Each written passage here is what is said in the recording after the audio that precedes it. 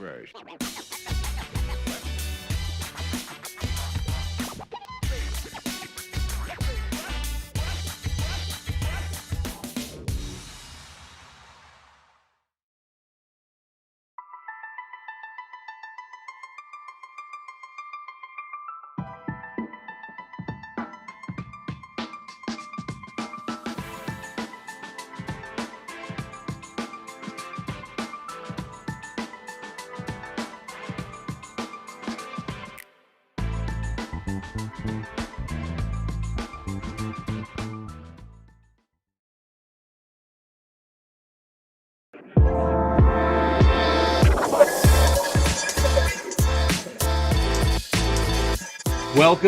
Welcome all. It's another state of Chess.com. It's been a minute.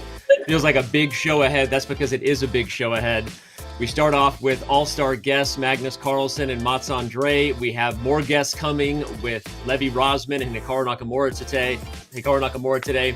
We've got all kinds of staff joining us to talk about features and releases coming out soon, and a lot to talk about. We see community questions flying in through all the different interwebs, all the different social media platforms. So thank you for being here. Those of you who've been longtime State of Chess watchers, you know that this is a show where we get into some bleep, right? We're going to talk about all the things that people want to know and provide you with answers and transparency and all the things you expect from Chess.com as we do the things we do here in the online chess community. But all right, no more waiting. People want to see the stars. So let's jump into our first guests who are joining us live from Oslo. Diagonal thing. And the studio, the Take studio. We had two shows going today, Mats. We had the official Take broadcast. We had Magnus. You were streaming your own view.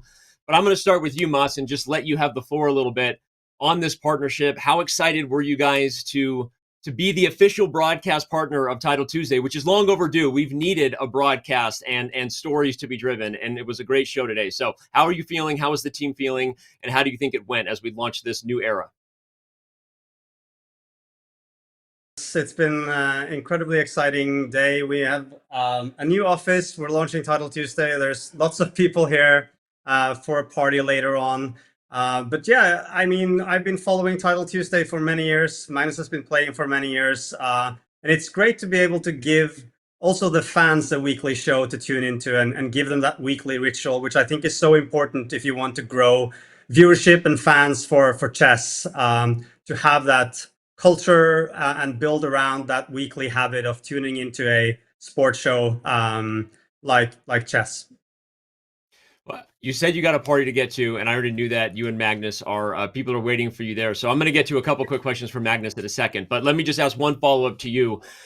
What do you see as the future being here for Take as far as your goals with the app, the platform, the awesome features you guys are trying to build to make real-time watching of chess the most engaging it can be? And what are your big goals, if you wouldn't mind sharing real quick, with how Take looks at coverage of Title Tuesday going forward?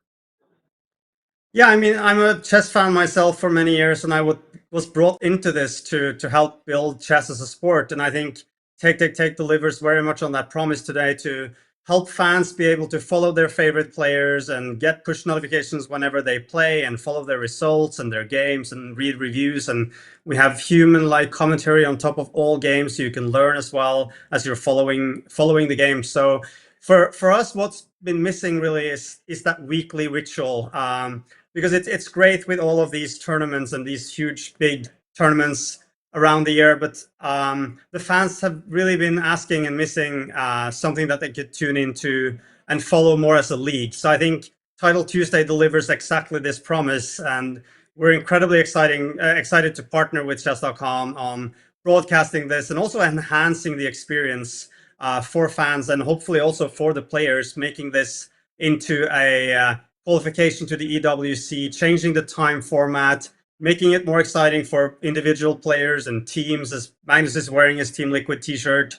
So hopefully this can help lift the entire ecosystem and be that road to the EWC finals next year. Yeah. Well, you stole my thunder a little bit. I was going to ask Magnus how the Team Liquid jersey feels as my first fun question, but I'm just going to throw you to the big picture, Magnus, and let you talk a little bit about it too. You're the reigning esports World Cup champion. Obviously, this is a big change to an event that you and a lot of top grandmasters have loved playing in. for a very long time. It's a different tour now in terms of what that road is to get back to Riyadh for the Esports World Cup. But what do you think about the big picture of where we're going here with chess and the esports direction, the lack of increment that a lot of people are talking about? And just give me some big picture thoughts on how you see the format going back to Riyadh. No, I think the changes are very good for chess. It, as Mats says, it just professionalizes the whole kind of structure of the tournament, the weekly tournaments. Everything kind of leads to one thing. It means that fans have something to watch for every single week, and it's not just another title Tuesday. This actually means a lot for the players. It means that you can qualify for arguably one of the very biggest events that you have in chess right now, and everything kind of leads up to that. I think some changes, making it one tournament, means that it's a little bit easier to tune into as fans as well. You know that this is the tournament. This is also a time that works in a lot of different time zones as well. Obviously, nothing's perfect there, but you know that this is the time. This is going to be the time each week, and you're going to see the top players, not necessarily on the couch on their iPad, as I've been guilty of doing, while, or in the zoo while trying to get back to something else, and read when I really should be doing something else, and so on. It's a bit more serious. It's a proper event. I love the fact that, just like in Riyadh, there's no increment. It means that it's a little bit more predictable when the games are going to start for new. Well, it means that you really lose some time when you lose some time, right? And I think we're going to see some exciting skirmishes there. People having very different ideas of time management as well. So I think it's all going to be all going to be great, and add new perspectives, new ideas to what was already a great event. But I think now it just means a little bit more. I love it. Don't give up on the dream of playing on your iPad on the couch again in the future. As we invest, who knows what Proctor will be capable of doing in the future. But I'm going to leave you with that last question and then let you both go. We talked about the stakes have been raised, right?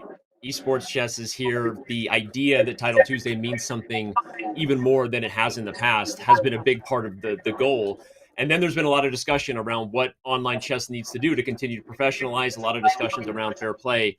And so, what are your thoughts about that? Do you feel like more needs to be done as far as what Chess.com needs to do? How are we doing with the fair play and the proctoring system? And what do you think would continue to help top players feel comfortable, given that the stakes have been raised and there are expectations of what we're doing for the future? And I would love to hear your thoughts on how it went using Proctor today. And go ahead and put Chess.com on blast if need be. I'm curious how you feel about what we're doing to invest in that area. I think there are always going to be varying levels of comfort among players, depending on whom you play, and also depending on your general level of paranoia, right? So I think what's happened now with Proctor, it's a very good thing. I think playing without increment is also good for making it a little safer. So you know, I as I talked about before, I look at it as airport security. You're not gonna get everything, but you just want to feel safer, because most Yep. people are not doing anything nefarious, so they just want to feel that they're in a safe environment. So I think that, yeah, I think this is another step to making it safer, and yeah, I'm happy though. So um, I Proctor, honestly, I didn't think about it at all. Probably would have I would have thought more about it had it been from my home. But this is kind of the point as well. This is not really anymore supposed to be a tournament that you just play for fun. Once, like, you still play it for fun, but it also means something, which means that it makes a lot more sense for there to be the slight inconvenience of a Proctor. I appreciate that, and obviously we're investing in it. We don't pretend that it's perfect yet, but the fact that you said you didn't notice it too much today means a lot to me. And obviously, from my view, at least everyone is on a legal playing field or an equal playing field as we continue to make it as good as we can. So, really do appreciate that, and we're all rooting for you for next Title Tuesday. And I'm gonna let you both go and get to the party. I'm gonna actually let you go by playing a quick video to show the world that I did a test of how fast I could set up Proctor in under a minute. This video is going to show you how easy it is. And Mats and Magnus, have a great time tonight. Thank you, Danny. Starting Proctor before I compete in a Chess.com prize event. Once you download Proctor, it creates automatically a shortcut icon on your desktop. Easy to find. I open up the browser. I choose the microphone that I want to allow. Next, I choose the camera that I've used before. Use this indeed. I'm going to approve access before being prompted once again with an easy, handy, dandy QR code that I click and open, allowing both microphone and camera access. Choosing front camera because that's the easiest and allows me to see whether there's any problems behind me. Get back to competing and winning Title Tuesday. I'm coming for you, Magnus. Let's go. What was my time? What did I get? Under a minute?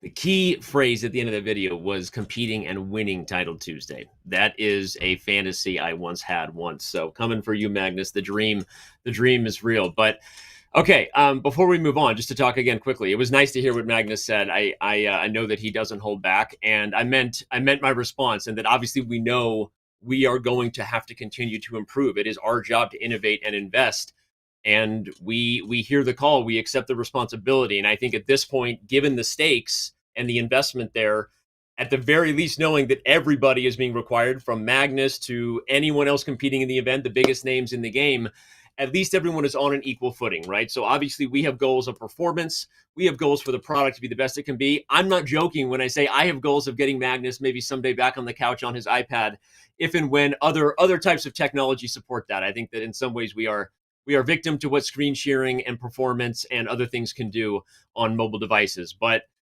given what's at stake, given the investment here, and we hope given the bright future for online chess, the cooperation of everyone being on the same equal footing, and the idea that it didn't really affect performance today for Magnus, that feels good. So I know he wasn't thrilled with the fact that he didn't win, but didn't want to put him on the spot with that. So can't wait for more comments about this. But this is a big time, and I know this is a big show, and I break the fourth wall with the community on this show forevermore, and never will stop making whatever that looks like, the jokes of legal feeling uncomfortable with the things that come out of my mouth. But we are not going to shy away from this, and we are not going to stop investing. And it was a good day today to see where we can go potentially with Proctor, and we will continue to improve and hope that every top player feels comfortable. And by the way, that video is, I think, on our YouTube now, so you can send that. Chat, please. I don't know if chat, we have a command. This is my first moment on State of Chess where I asked for something that producers weren't ready. Please share a link to the YouTube video in chat, and fans of the event can send it to any of the top players who didn't play today because they were worried about Proctor. I actually don't think there are many, but you can send it to them and say, look, Danny, and he's an idiot. Danny's an idiot, and he did it in less than a minute. Like, can you not use Proctor so that we can all see you and play in Title Tuesday? Sorry, I'm trying to. All right, it's pinned above. Thank you, BJ. BJH. Shout out to BJH, and AK, and everyone who's crushing it. Yeah. All right. Where are we going in the next beautiful part of the program? I say out loud, I know that we have a plan, which is to talk a little bit about the future of Tuesday here. So big changes have happened with Title Tuesday joining the Esports World Cup as a broader events ecosystem, clear benchmarks as well to qualify for our favorite events, the Speed Chess Championship, the Chess.com Global Championship. We're going to talk about all that today. But Tuesday itself had a big change. For a lot of reasons, we felt that one event would be more fair globally in terms of time zones, especially if we're putting all the available Grand Prix points on the line here. We wanted to make sure that there was a single moment that globally feels good to most areas of the world for people to compete. But what happens to the late title Tuesday and all the things that we want to do later on in our day, because we're chess fans and many of us are used to watching Hikaru stream for 16 hours. Well, on that note, today is the only day that we are not going to have a second event, but that second event is not going to be called Title Tuesday anymore. Let's bring it up. We are launching, as of September 9th, the after party, which is first and foremost, the first event is going to be kicked off by Hikaru. He's sponsoring it. It's going to be moving up to an earlier time at 12 p.m. Pacific. After that, it will be a regular event called the After Party. Hikaru will not be sponsoring all of them, but shout out and thanks to Hikaru. He'll be joining us later today to do some fun product stuff. I can't wait for the game that him and Levy are going to play. So be ready for that. It's going to be fun. But Hikaru is helping us kick off the first After Party. It is available for both title players and untitled players. And on September 9th next week, there's streaming prizes for everybody galore. I actually don't have all the information in front of me right now, so I'm not going to pretend to have it all memorized. But regularly, it's going to be $2,000 a week starting at 12 p.m. Pacific. And the first event has $10,000 in prizes. Again, thanks, Hikaru. So there we go. All right. What does that mean for the rest of our weekly schedule? There's questions that came in from the community with this big change. I'm not going to spoil everything right now. We are looking at how we can make every single day of the week have something amazing. I'm going to save that for later. But in the meantime, let's talk a little bit about Arena Kings, because that is the other weekly event that we run that is going to have a different format. This is an event we've been doing for a super long time, for those who don't know. It started actually when our events VP, Mr. Michael Brancato, Nintendude, as the Smash World knows him, was at Twitch. And he and I were doing fun stuff in 2016 and 2017. As Twitch, who was our full partner at the time, we were investing in events to encourage more people to stream. And that's how Arena King started. We live in a different world now where there's a lot of streamers, there's a lot of things going on. And not that we don't want to continue to do events for all streamers, given that we have all types of streaming prizes and a more kind of robust calendar. We've kind of been rethinking this event. We're going to focus on organizing it through the feature of the multi-club arena and different battles that can go almost like a streamer battles type of deal where clubs can go at each other and all the fans can be involved. There's a lot of information coming out about that. I'll just leave it at that because I think more people have commands and links to the full details if you're looking for it. But Arena Kings is getting a makeover. Tuesday already had a big makeover, and other people have asked questions about whether we have plans for events on days like Thursday, given that we currently have Freestyle Friday and Bullet Brawls on Friday and Saturday. So there you go. We started hot here. How do we do?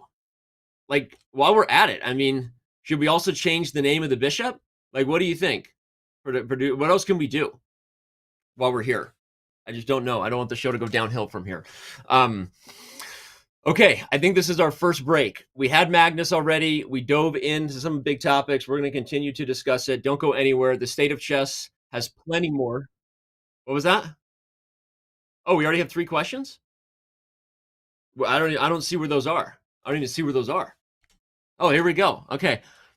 We're doing questions throughout the day now. The State of Chess is by the way, this is a show that's going to happen all the time. In my ear. Shout out to Bick, everybody. Give Bick a huge round of applause.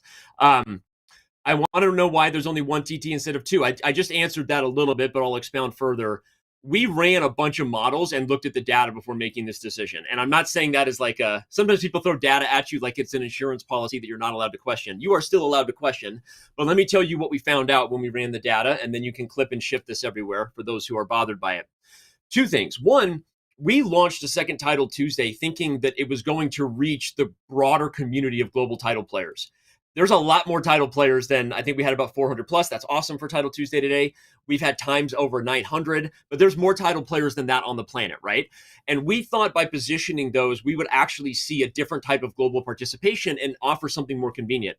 The data said otherwise. In fact, there were many weeks where it was the exact same number of people who played the early Title Tuesday, except about 40% less or 20% less.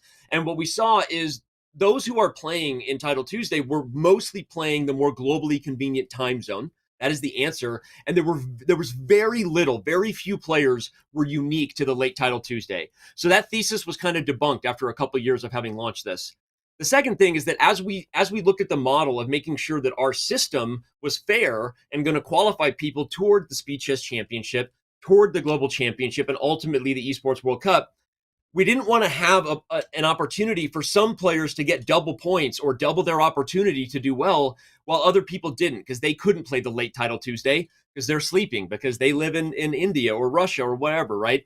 And so the answer is very simple. It was a data-driven, logical conclusion based on why we even launched the event, and it didn't make a lot of sense for us going forward with what we were trying to do with Title Tuesday. So that is the answer. But guess what? You have the after party at Samuel, whoever that was, I think on X.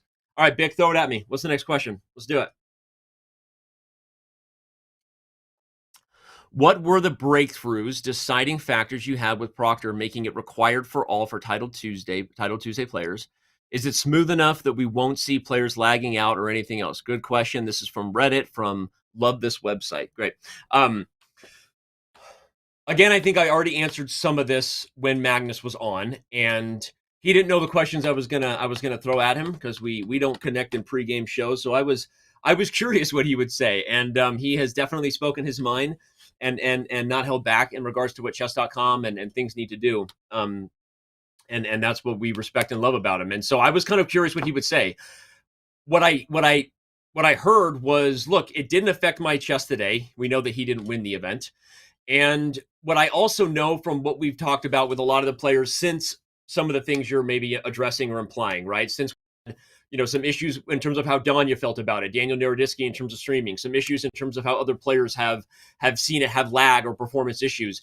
We have been working our asses off, can we say that, for the last month and a half. Shout out to Josh Levine, our CTO. Shout out to Sean Orange. Shout out to everybody who has been crushing it in the Fair Play Proctor technology meets operation zone.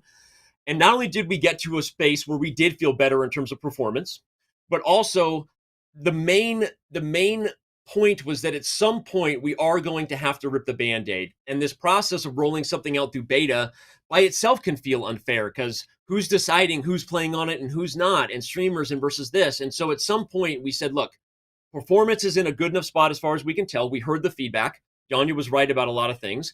And eventually, because we have to do this for the new ecosystem, doing it now and seeing what we can learn makes the most sense, because at least everybody is on equal footing. So my answer to Love This Website and others would be, we're not saying that it's perfect. I'm not saying that we are ever going to turn our back on improving where we need to improve. Innovating and investing is part of what you have to do when you have a software company. But nothing is ever perfect, right? And building on something to improve it is not necessarily an admission that it wasn't good before. I mean, by that notion, I think Google and Apple should never be hiring new engineers, because that would be an admission that that everything that they're doing is currently not good enough, right? That's just not how it works. You have to innovate and invest, and we are going to have to expect players to cooperate to some degree. At the very least, everybody is on equal footing, and that will be the case going forward, no matter what, because of what's at stake with the EWC. And we're not going to stop ever stopping, never stopping. We are going to invest to make Proctor awesome. And every one of these top players has my DMs. I hear from all of them, and I know how they feel. And thank you for the question. And I hope the answer is one you appreciate. All right, last question before our first break, Vic. Will Proctor be used more widely than for non-title player events? The answer is, I would like to be in a world where anyone winning cash prizes is on Proctor. I think when the call to action has been made and we've just continued to acknowledge what has happened in this world of online chess, and I remember doing this stuff in 2013 when we were debating whether it was even a good idea. Should we launch an event called Title Tuesday? What if we do that? We have come a long way, and the amount of opportunities available to people, both in terms of prize money, as well as, call it the vanity economy, the streaming economy. We live in an attention-based world, and I am an attention-based girl or boy, whatever, right? And the idea is that people have a lot of opportunities. And so I want to be in a world where people competing for those opportunities are on equal playing footing, and that we feel good about the integrity of those games. Now, how we roll that out and what the expectations are for non-title player events is going to continue to be a thing that we scale in a reasonable way based on what we think we can handle and based on what's going on or what's necessary. We're not going to use Proctor for events that don't need it. we're already reconsidering whether it's even needed for bullet brawls, because from a bullet perspective, we actually feel really good about our other fair play kind of standards and procedures, right? So we're going to continue to be smart about this and be thoughtful so that we don't, paint ourselves into a corner of pretending it should be required when it's not. And I think if people are competing for cash prizes, they should be on Proctor at some point eventually, as long as the event is one that we feel the time control might allow for potential cheating. Like I said, I don't feel that way so much about Bullet. And I'm currently discussing this with all the team and the people that are smarter than me who oversee fair play and make these calls. So we're going to continue to do that. And that's my answer to that question. So there we go. All right, Vic, given that we started fast and furious and that everyone is buckled in for a state of Chess.com that's going to get wild if it hasn't already, I think it's time for our first break. Don't go anywhere. When we come back, we got more guests. We got Hikaru, we got Levy, we already had Magnus. Where were you? You missed it. And we got all kinds of big topics ahead. I'm going to go take a quick break. You don't need to know what I'm doing, but I will be right back. Peace.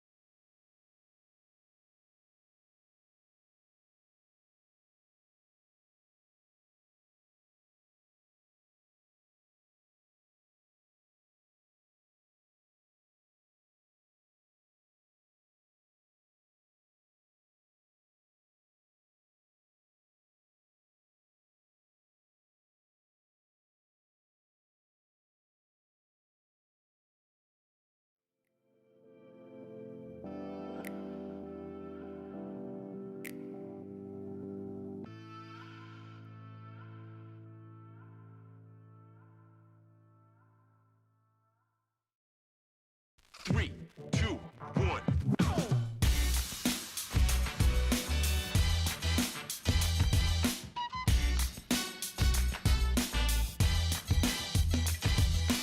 Check it out.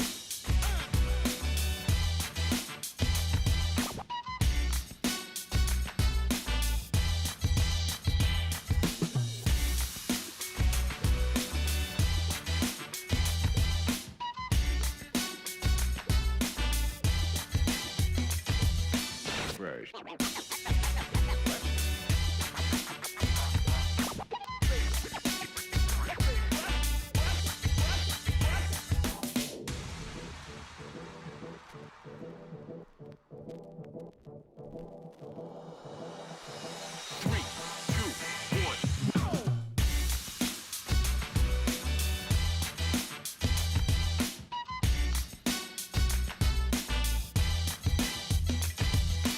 Check it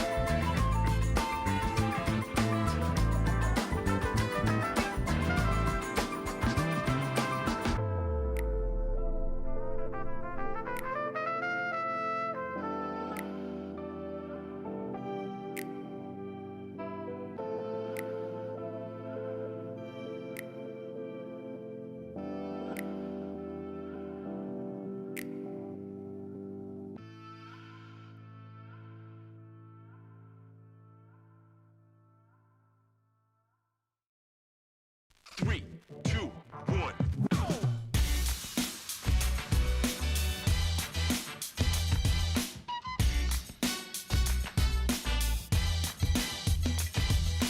Check it out.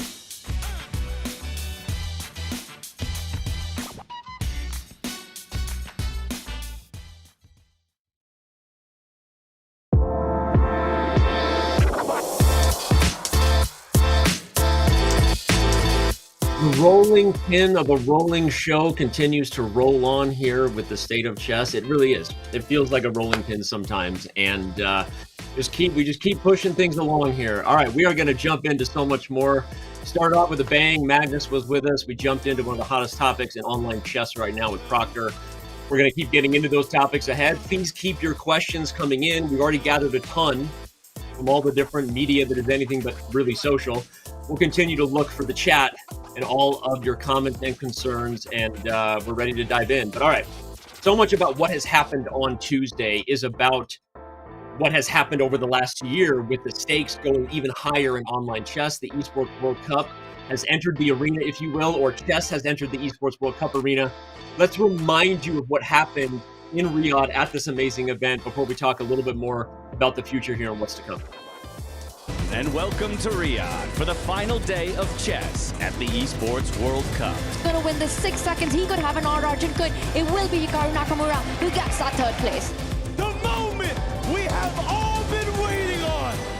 Going to see the final move of the tournament. Magnus Carlsen takes the victory. He wins game, set, and match.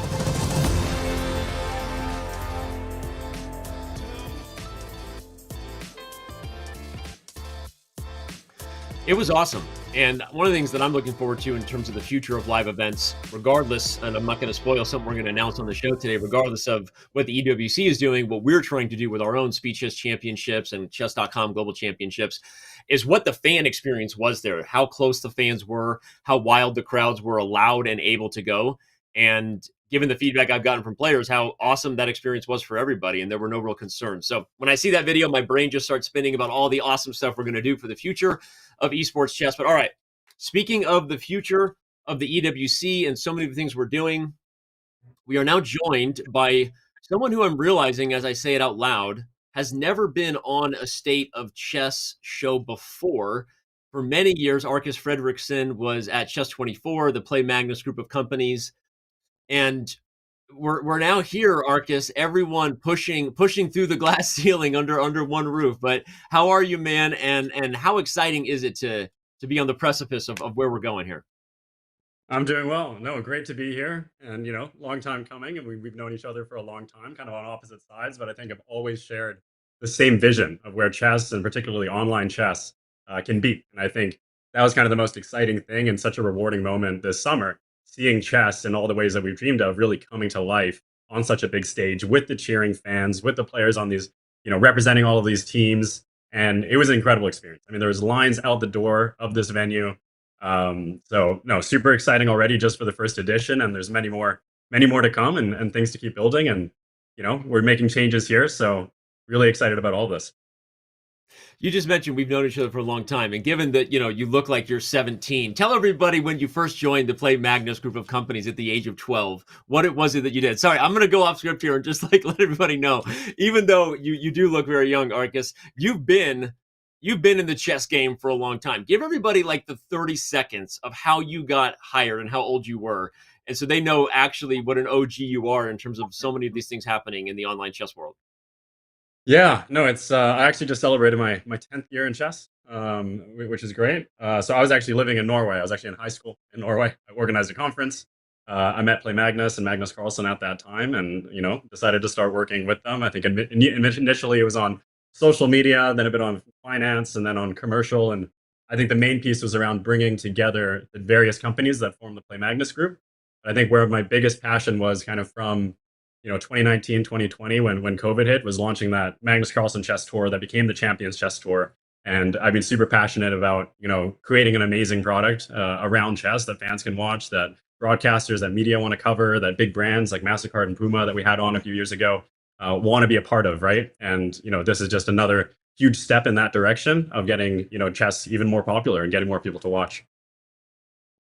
Amazing. And we're glad that you randomly ran into Magnus when you were in high school. So, because we're glad you're here 10 years later.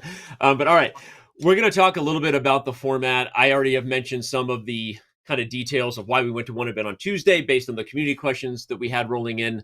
But we've got an explainer video that breaks down how this system is going to work. So instead of you and I leading and kind of stealing the thunder of that amazing video the team put together, let's throw to that, and on the backside talk a little bit more and provide even more context for the fans watching. The 2026 Esports World Cup Champions Chess Tour qualification cycle is packed with year-round action, huge prizes, and endless drama. Every single week, the world's best players battle in Title Tuesday for a cut of $3,000 in prizes and valuable tour points, awarded based on each player's best 8 results in each of 3 Title Tuesday seasons. Beginning in October, the Speed Chess Championship, Chess.com's premier event, kicks off. 16 of the world's absolute best online blitz and bullet players compete for $250,000 in prize money, 3 qualification spots directly to the EWC finals, and tour points. Finally, in March, the Chess.com Global Championship is back, the world's biggest rapid open online tournament. The 8 players atop the second Title Tuesday season will be joined by 8 additional qualifiers. These 16 players are fighting for 3 qualification spots to the EWC finals, another $250,000, and even more tour points. When the dust settles, the Champions Chess Tour will send 3 qualifiers from the SEC, 3 from the CGC, and the next 6 players on the tour leaderboard to battle the reigning champion, Magnus Carlsen, live in Riyadh for one of the year's largest prize purses. Chess is here. Heartbreak, brilliance. Blunders, drama, joy. This is the Champions Chess Tour qualification cycle for the Esports World Cup. This is the qualification cycle to the Esports World Cup. Said well at the outro of that video. And this is also the qualification cycle to events like the Speed Chess Championship and the Chess.com Global Championship making its triumphant return. I feel like we've been burying the headline on that one. I'm excited for that. But all right, Arcus, again, adding any thoughts you want to the explainer video and kind of where we're going and what we're trying to do here. What are some of the things you'd love to really highlight about what this is doing to change professional chess as an ecosystem online? Yeah, there's a few things. I mean, we've had great events in chess. We've had Speed Chess Championship, Title Tuesday, all these phenomenal events. But what we haven't had, unifying these all together, having an annual storyline, which I think is super key for fans to get involved and for the media to cover and for everybody to really know what's important to kind of watch out for in chess. And one of the big changes that's happening is that qualification cycle last year, it was just 2 Champions Chess Tour events, 10 days of play. We're now moving to this new cycle with 62 days plus of play with broadcast days through this amazing partnership with Take that we have, where they'll be producing 39 days of broadcast during this. So there's a lot to be excited about here. There's a lot to watch. And I think that's one of the main things that I'm looking forward to is just having something going around year round and all these great storylines. The other piece, and I think one of the real things that we wanted to encourage with these changes was getting more esports teams involved. That was one of the biggest, I think, positive surprises from just this first year with the EWC was that 30 players were signed to esports teams.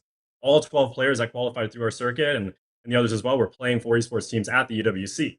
And by creating this annual circuit now, the esports teams have many more players to sign to their rosters, right? When we include Title Tuesday, they have many more events to participate in and show the team logos. And so we're really excited about that. And but I think those are the 2 main highlights for me, just that annual nature, the more broadcast days, and more esports teams.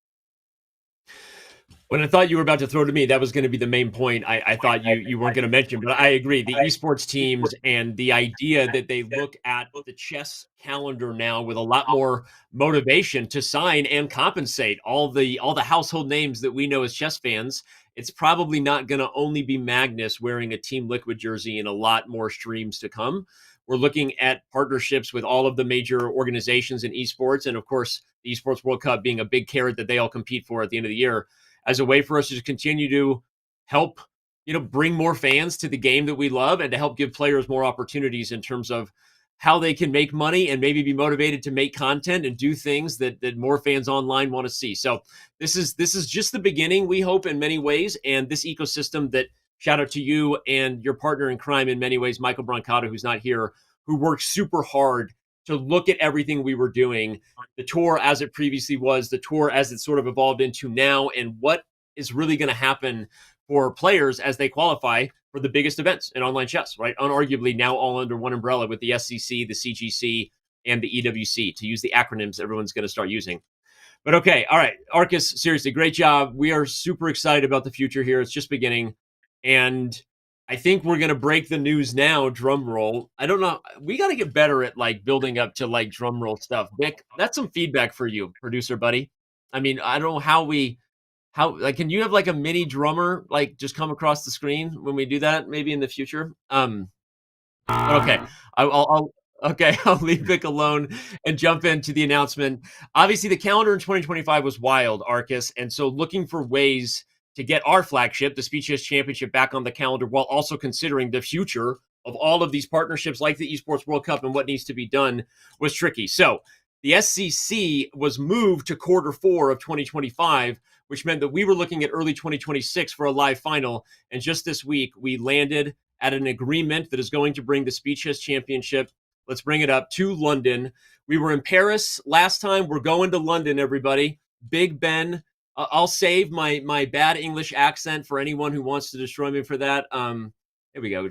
Actually, no, I'm not going to say. We're doing it. All right, here we go. We're going to London, and I'm not going to say the venue that we've committed to yet, but that's a big part of why we're so excited. This is a modern, world-class venue. London, an amazing city. If you've never been there, It's time to book your travel plans. It'll be February 7th and 8th, probably the 6th through 8th if we find ways to extend into Friday with some cool fan activities, but we'll save that because the SCC itself, who knows who'll be there again.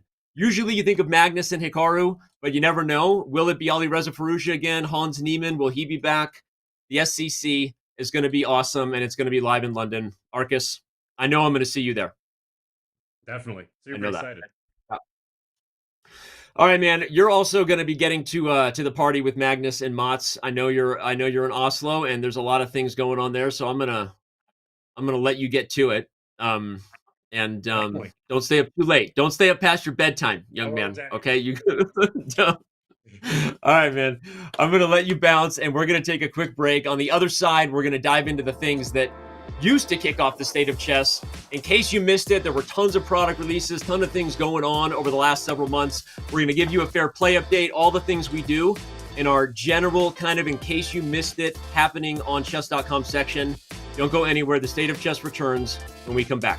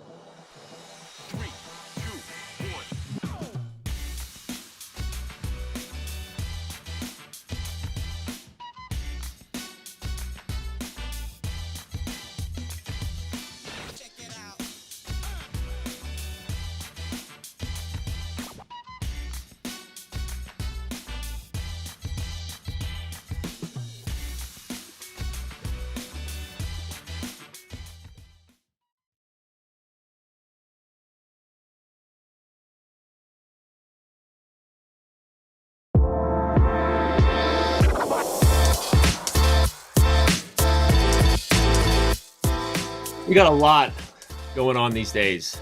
It's just so hard these days to keep on top of all the things happening in the chess community. I'm watching chat at the break. There's so many questions coming in real time that we're going to get to later. It is just hard these days to keep up with all the questions coming in, but keep them coming. Don't worry. And we're going to continue to dive into them in real time. We already did that a couple times already. We got a special guest joining to talk about a topic at some point that I know people want to talk about, which is Chess.com's puzzles systems, our puzzles feature, some of the changes we've been working on. The feedback from the community has been a lot. So just so you know, we're going to dive into that with an absolute expert on the topic in a little bit. But okay, so don't go anywhere. That's right. Buckle in. We're going to dive into puzzles and give you the answers you want and tell you what we're trying to do to address your concerns. But yeah, it's hard these days to keep on top of everything you're doing, but please keep it coming, chat. We are here and we are gathering questions, especially ones that are answered without the unnecessary negative toxicity or spin that doesn't need to exist. Let's all work together here in this community. But okay, speaking of what's happening in this community, in case you missed it, is our next segment. It's where we remind you of all the things that have been happening in the online chess community. One of the biggest things that happened for us internally as an organization, as a business, which is a weird word to use because we never really thought of ourselves as one, but we published a business report. Eric and I like to joke about it. We call it the business numbers report, meaning this is the business numbers of what are going on. But there are a lot of people who are curious about those kind of things. And so we posted it originally to LinkedIn. That tends to be the online social media platform that loves those types of things even more than anywhere else. But I believe this is also available in full on Chess.com. If I'm wrong about that, mods, please interrupt me and make sure that you provide a link to wherever anyone can check this out if they want to, whether it's on LinkedIn or in an article on Chess.com. If you're curious about all the things under the hood, what does growth look like? What are the DAOs and the MAOs, which are the DAUs and the monthly active users and all the things that are happening? We are now publishing a quarterly, I'm knocking on wood, which feels like pressure to our communications team. Shout out, Max. I love you. And everyone else who worked hard on this. But we're gonna be continuing to share this going forward. All right, the next thing that I know y'all didn't miss was our letter to the community and the changes that we are preparing to eventually roll out and the explanations that are maybe needed as to what we're trying to accomplish with our new puzzle system. On that note, before we dive into what this letter said, I'm not going to read it to you out loud. You can read it if you're watching wherever you are on your beanbag chair, checking it out. You know, you're looking for something to read while Danny's talking because you hate this guy's voice. So now you can do that. But okay, before we get into that, I'm going to bring on a guest who he thought we were going to talk about puzzles here. But first thing, Michael, the first time you sat next to a 22, 23-year-old kid, at the time you didn't know he was from a cult in Arizona and had seen all of his childhood chess prodigy dreams fail, and you're sitting there working in this office that we eventually dissolved. What were your thoughts about Chess.com and how crazy it was to join the team as one of the most OG of our? In Mountain View, California, very well, Danny. It was like I met you, David Pruce. I think that was the first time I met Eric in the flesh. Jay, it was amazing. We could fit everybody in a boardroom, and we did, and had a lot of fun. You were a huge part of that. Michael Green, for those who know, I'm going to tell a funny story. Michael Green is partly here because he was one of the only human beings who took advantage of what was one of our biggest mistakes that we stopped doing, which was for a short time, we were offering a lifetime diamond membership. And Michael Green was like, I'm going to buy that. And he bought it at a huge discount. And they were selling so fast that we were like, actually, that's probably not the healthiest thing for us to do for the business. So tricks on you, Michael. You spent money on the lifetime diamond and then we hired you as staff. So you ended up wasting your money in the end, man. That's right. That's $650. I'm not getting back. Canadian. $50 Canadian. All right. But okay, Michael, you are the project manager, the product manager for puzzles. That's internal speak that we use at a tech software company. I think what a lot of people don't know about you is not just the fun stories of how long you've been an online user of every different online chess platform. I want to actually say that because you and I have had more dialogues, I think, about chess tempo and what Chess.com needs to do to have better puzzles. You and I have talked about all the different options available to people solving puzzles for years, I think, together. And so when we realized that we needed to make a change to what was happening with the puzzles rating and how we were gonna invest in this. Take us through a little bit of what we were trying to accomplish and what we are trying to accomplish here with the new puzzles rating system, and why we do feel like it's better for all of the longtime puzzle fans like yourself. Yeah, so I think it goes back a long ways, and we started doing things a number of years ago that I think were meant to make puzzles more engaging, more fun, less punishing, less of a grind.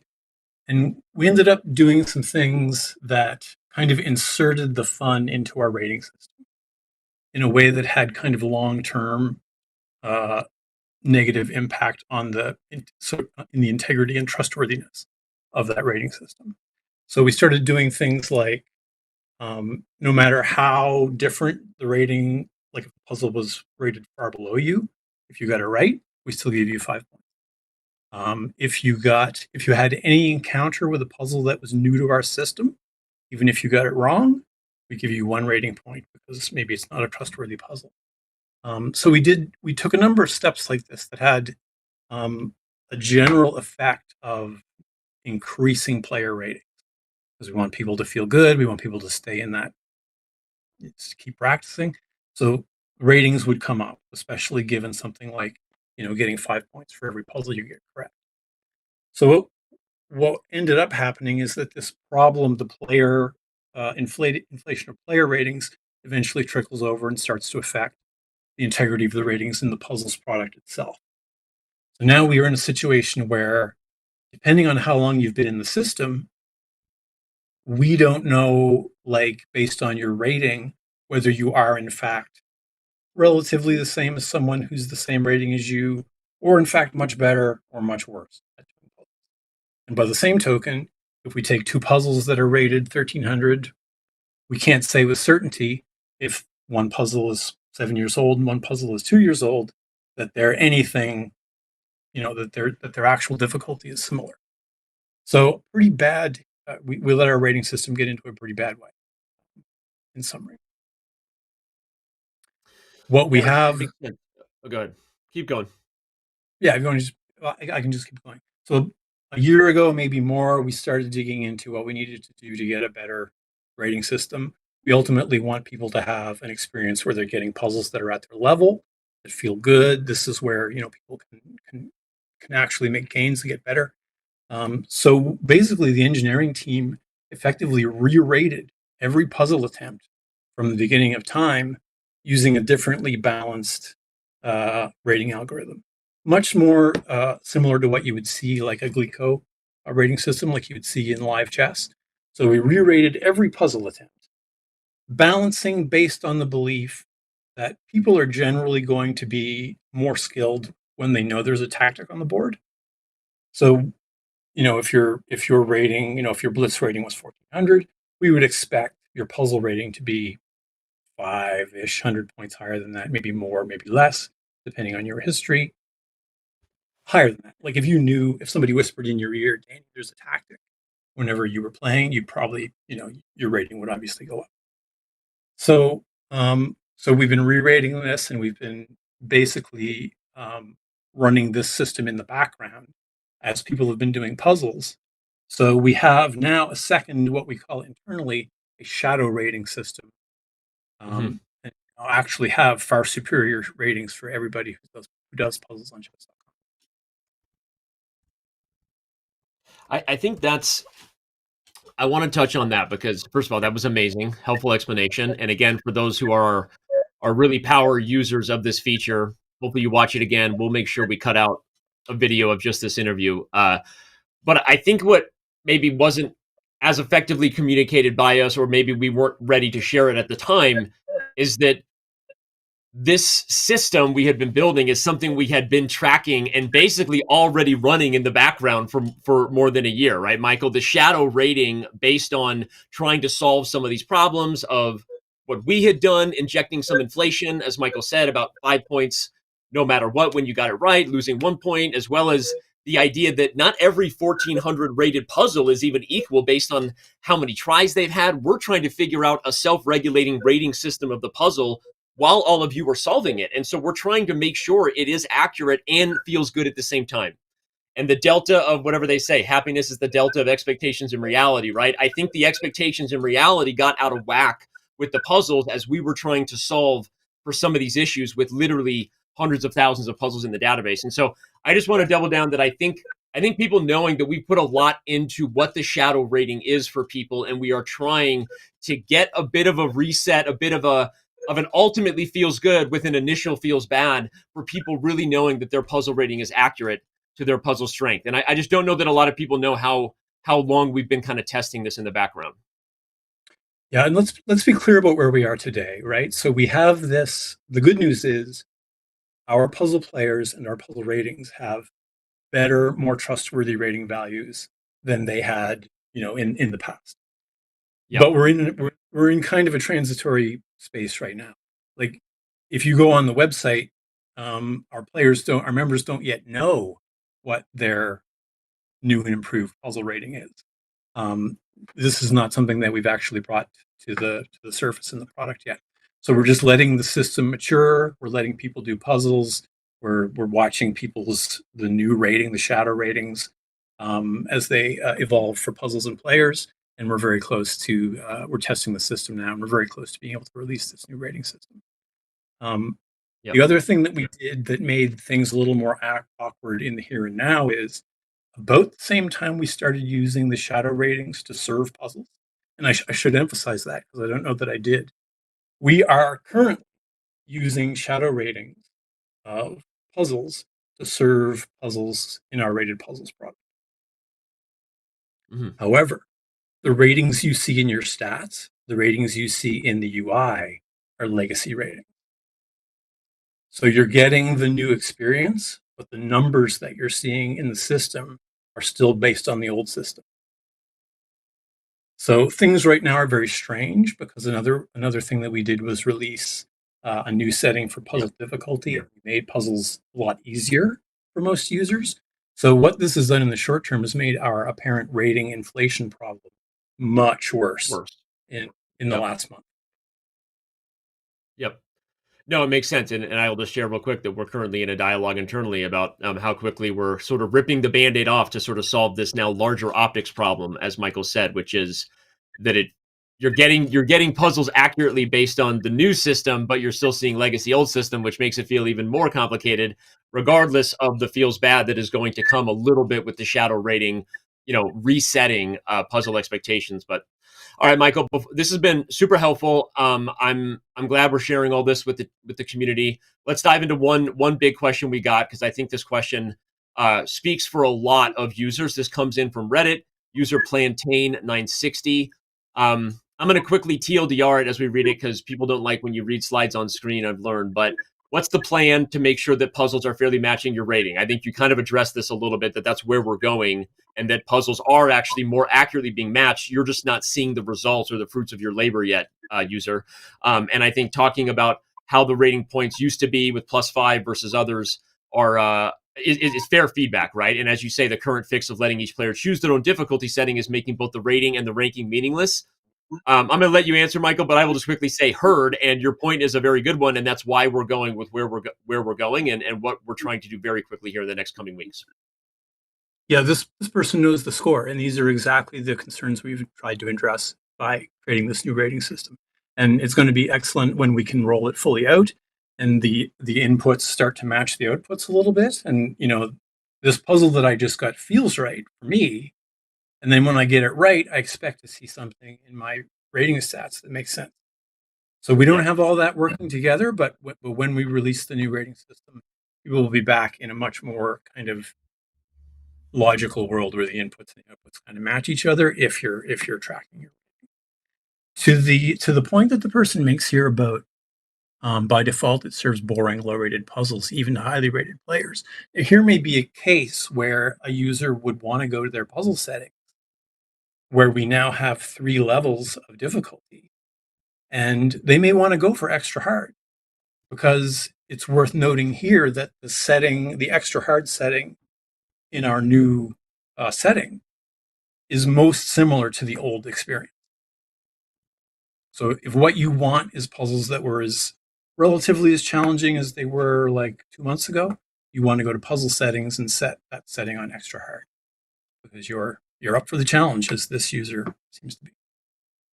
Yep. All right. Okay. Well, this has been a big one, and it's always tough when we're in a spot where feedback like this is coming in, because I always like to say internally to the team that if we're getting that type of feedback from the community, there's no world where we either didn't need to review whether we are making a mistake, or at least appreciate that maybe it could have been a little more effective. And so we take responsibility for that, for the future that all of you love deeply. And now you know what we are trying to accomplish, and we do feel very good about the goal in terms of where puzzle difficulty, how we serve you puzzles, and the accuracy of what your ranking is going to be for the future. So thanks for being patient with us. And Michael, thanks for buying that lifetime diamond membership, buddy, and for joining the Chess.com team long ago. You used to keep your hair kind of spiky with like tips. Then we called you the Canadian at the time. You had a lot going on, with you look great. And again, the hair then was something I missed. Could we go a throwback to the spiky hair tips one day? I could do that. Actually, I got a haircut for you today. I was actually looking fairly hoodlum-like last week. So okay. Okay. I'm still all right. Well, all right, man. Great to see you, and thanks for all the stuff you do. And looking forward to the future world of puzzle sanity for all of our community members. And I'm going to let you go. And bye to Michael, and just tell the fans real quick. I will be right back on the other side of this break. We're diving into fair play when I return. It's the fair play update you all look for in terms of the numbers and in terms of what's going on before the state of chess rolls on. Don't go anywhere. Be right back.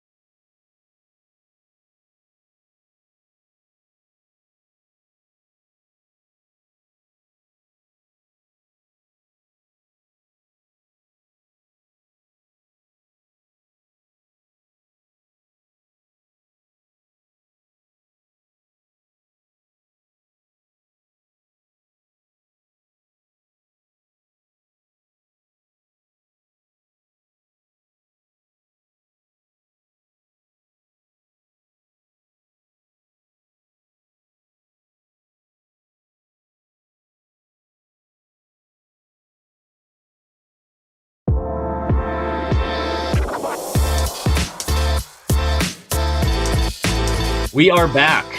The summer is behind us. This is, again, the questions are hot. You guys are not holding back. I hope everyone's had a great summer. Hopefully you were outside, maybe grilling. I don't know what. This summer I discovered grilling pineapple. If you cut up some pineapple and grill it, I don't know that there's a better tasty treat than grilled pineapple. So, pro tip, as everyone's coming back online, schools are welcoming back in the students. We're seeing all kinds of crazy growth right now in the online chess community. We'll share more of that in a little bit. But the other thing that was crazy over the summer was the amount of fair play closures we had. I'm going to jump into that right away. No point in burying the lead. Since our last State of Chess, this is what the numbers have been. And you might notice that June and July were accelerated at levels we haven't really seen in quite a while, actually, in terms of fair play. May around 11. Again, that's pretty normal for us. We've seen somewhere between 8 and 15 titled players historically each month. Now these titled players are being closed publicly as we've continued to adjust and grow and evolve with the expectations of our world, and the stakes have gone up, and there are public closures here. In June and July, we saw a very large amount of closures. And so to talk about that, by the way, our director of Fair Play, Dan Rozovsky, in the blog that we wrote, I don't know if our team can share a link to Dan's blog. Shout out to the Fair Play team. Dan and others will continue to write a specific Fair Play update in addition to the broader kind of community update that we've always done. If you didn't know that, we're doing that now. It's a little bit more in depth, as it should be, even more transparent for those who are into the math, where we can sharing what's happening and changing with how we track these things and what breakthroughs we're looking for to continue to close people for cheating. But yeah, the accelerated numbers, as Dan explained, were really in part because of a couple of things. One of them was actually a breakthrough that we had in terms of how we look at our data, and that is what we're always trying to do, is get better at what we do. And there have been a couple times that this has happened over our history where we feel like something we wish we could do to get a little more of the noise through the signal, right? Or the signal through the noise. When you're looking at all types of data and trying to really dissect whether this play is inhuman or not, you always have to measure for false positives and protect the innocent.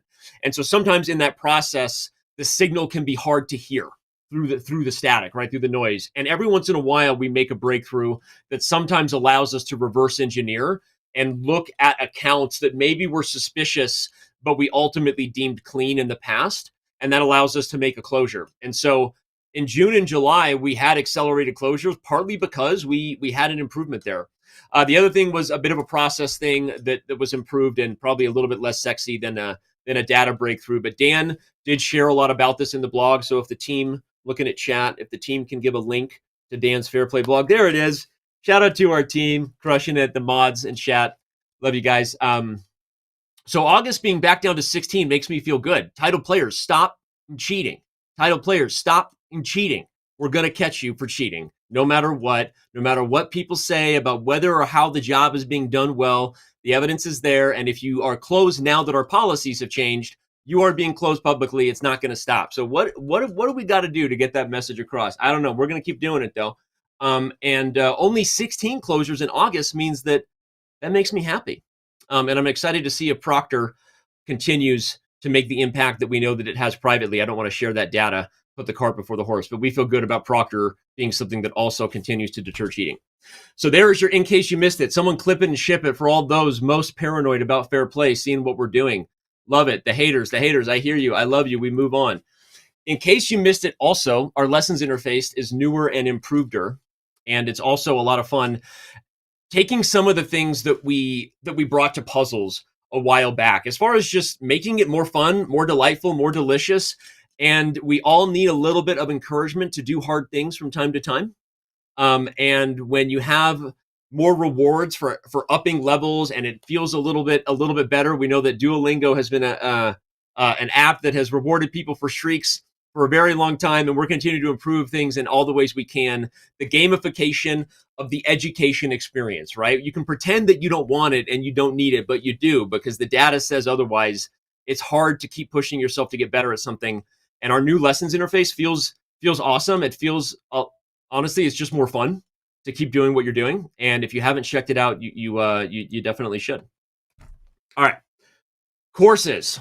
We rolled out courses. We have more for courses in the future. There is a lot being done for courses that are more beginner friendly, but we've also recently rolled out some super big name courses. Sam Shankland is back. The longtime Chessable users, you love Shanky. By the way, shout out to Shanky. It's been a minute since he and I chatted. Sorry, I'm just like, when was the last time Sam and I talked? It's been a minute, been a couple years. Shout out to Sam. Sam, call me, buddy. Judith Polgar teaches chess. Talk about a big name. And lifetime repertoires. These are the types of courses that people really love, at least historically. These are some of our top performers on Chessable and Chess.com/courses, which is the future. And we are working on all the things that are continue to make this better and better and better. I thought we had a question from the courses power user community to maybe bring in during this time, Vic. I'm not sure if we have that handy dandy notebook ready. I remember some of the discussions there, and Greg, our awesome Chess.com courses president, gave a great answer. But if not, we're going to move on, and I'm going to move on to the next slide instead of diving into more courses. We'll come back to it. But okay. The other thing, in case you missed it, is that Chess.com/play is moving the majority of its variants to Chess.com/variants. Some of the variants power user community that love the variants specifically on our live server haven't even ever used Chess.com/variants, because if your variant was there, you would just play it there, right?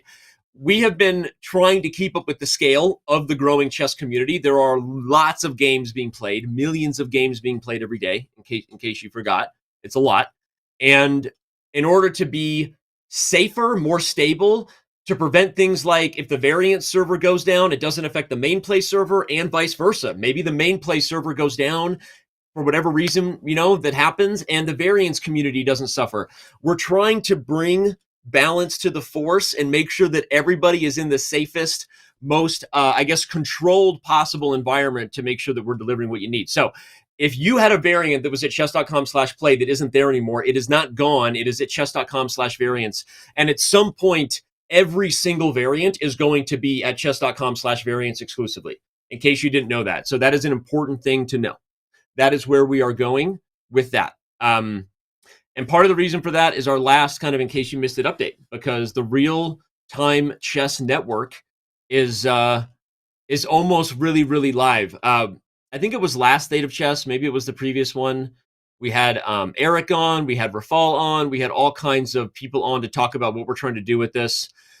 The TLDR, the too long didn't read version of that report, as a reminder, is that the real-time chess network is something we've been working on now for more than a few years, and it is with the goal of ensuring that those who suffer with lag across the world because they're connecting to a server that is literally time zones away will no longer be affected by this problem, right? The real-time chess network is designed to serve and support people's connection in different pockets. And again, I'm not the engineer most qualified to speak. Oh, there we go. The prompter just brought up some things I can say. So it improves scale with no restarts to your local server and lowered latency. It's a massive boost to your speed.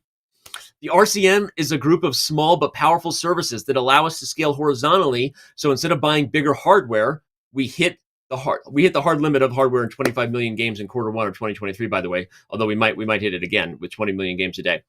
And all kinds of more awesome stuff. I'm not going to keep reading off of the sideways teleprompter here, but the real-time chess network is almost completely live. And then once that world is set and everyone has a faster, more stable connection, no matter who they're playing, there are other types of features and improvements that we've been waiting on for a long time to the live chess, the live play server, because we wanted to be in a world where we were building on more stable technology and the things that we imagine are needed to keep up with the growing chess community.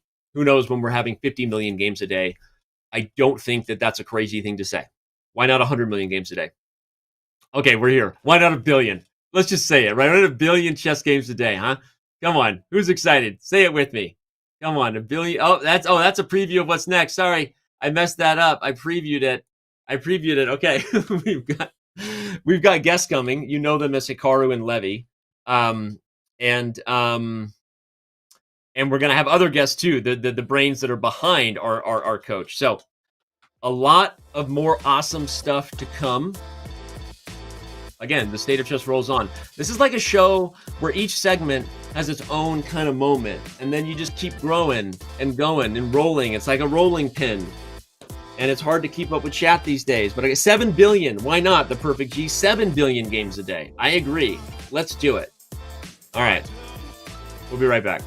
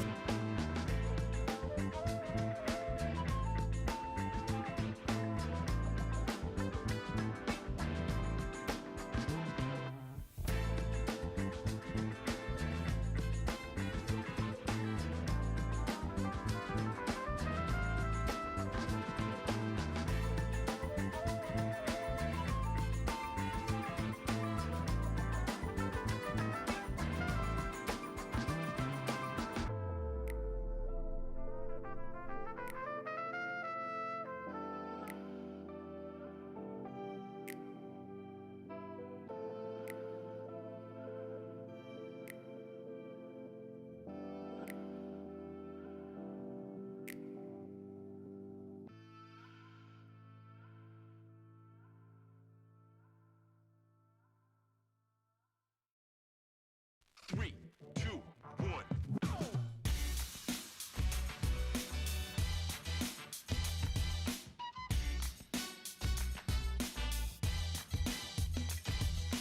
Check it out.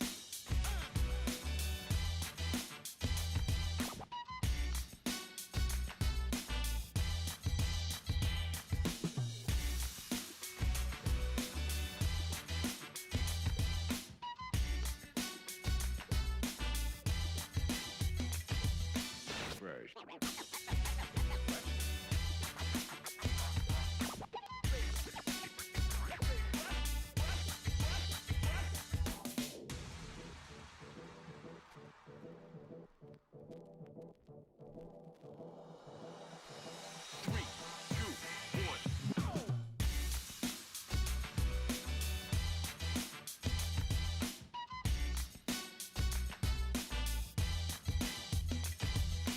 Check it out.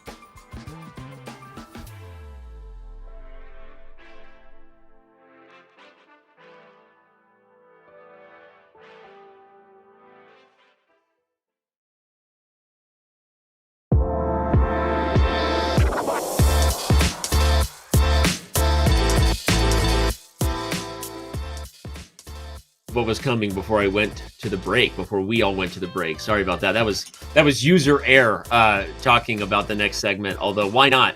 Everyone has been hearing rumors of our work on the coach feature. I think in the last State of Chess that we had, I said that there were big changes, huge innovations coming to the coach feature, the idea of a coach that not just has the ability to give you advice that we deem to be pretty awesome, given that it's coming from an AI of sorts. It's taken years and years and years to perfect that. I'm going to have some guys with me in a second who are more qualified to talk about it. But we're hoping that this coach becomes a friend of yours on Chess.com in many ways. All the appropriate types of friendships, meaning that they're going to help you get better after your game with game review, maybe be involved in real-time play, other types of advice in terms of guiding you to the types of features you might want to study. I'm getting ahead of myself because it's been too long. I'm so excited for what this feature is eventually going to do. But let's bring on the team. There's a lot of people on this team, but I want to bring on the two brains that drive this forward more than any others. We have David George, head of special projects, which is a title that allows him to affect a lot of things in a lot of amazing ways. And then we've got Gabe, senior product manager of Coach. I know we're supposed to dive into Coach, but every time we have people on, I want to dive into how they got here. And sometimes we have really funny stories, and this one is no real exception. Let's just dive into the back and forth you guys had here in terms of how Gabe was first brought onto your team, David, as you were leading Dr. Wolf, which, by the way, amazing app for people who don't use it. And we're going to talk about David's story in a second. But what happened here, Gabe, your communication with David when you first joined the team? Yeah, thank you so much for having me. Yeah, this was the pandemic like 4 years ago.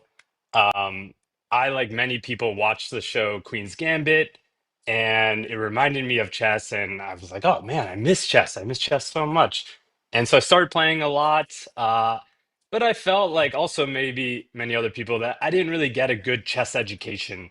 And I was feeling kind of lost at the board. I was, you know, searching for something to teach me the fundamentals again. And so I went on the App Store and I found an app that's called Learn Chess with Dr. Wolf.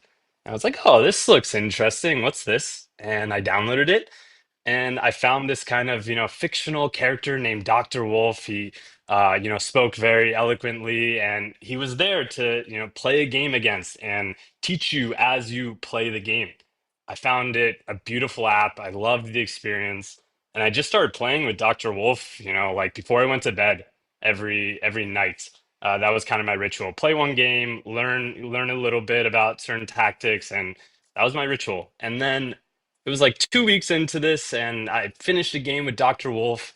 Dr. Wolf was always talking about the chess. He's talking about like kicking pieces and things like that. And then out of nowhere, Dr. Wolf says, hey, this might be an odd question, but do you have any experience in app development? And I remember it was like midnight, and I looked at my friend who was sleeping next to me, and I was like, what's going on? Am I in the Matrix or Dr. Wolf something? is real. Dr. Wolf is not Yeah. fictional. Dr. Wolf is I real. was like, what is this? It felt like kind of like Ender's Game or Matrix of a moment. And I clicked yes. And Dr. Wolf said, we're looking for someone to help with our app. Email David at chess.com. And so I emailed David. And by the way, I do have a lot of experience with app development, so it also felt very personal. Emailed David, and that's how I met David and got brought into this world. Feels like forever ago, but yeah, that was about four years ago. David, be honest. Were you actually like Dr. Wolf at the time? Was this like a Neo, just how far to follow the White Rabbit moment where you chased Gabe? Like, what happened there when you poached Gabe from the dark interwebs? Dr. Wolf is kind of an alter ego. I'm not Dr. Wolf, but I know what Dr. Wolf would say. And Dr. Wolf was looking for Gabe. And so I'm glad we found him.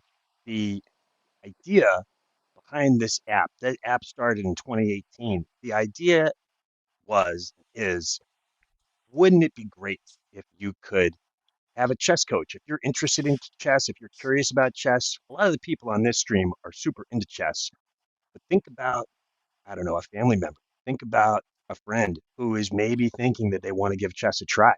And if they could sit with you and learn the game with you, they would have a great time. Danny, you've done a ton of chess coaching over your life, and you're a great coach.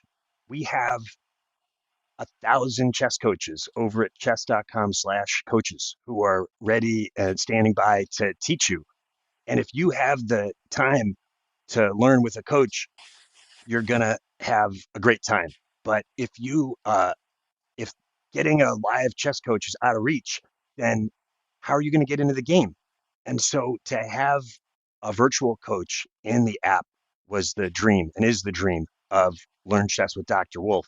And so the past few years, Gabe and I and a big team, shout out to the team at chess.com, have been working to put a virtual coach into the chess.com app and the chess.com website so that anyone who wants to get into chess or give chess a try can have a friendly and fun introduction to the game and a friendly and fun way to get better and learn more and love the game.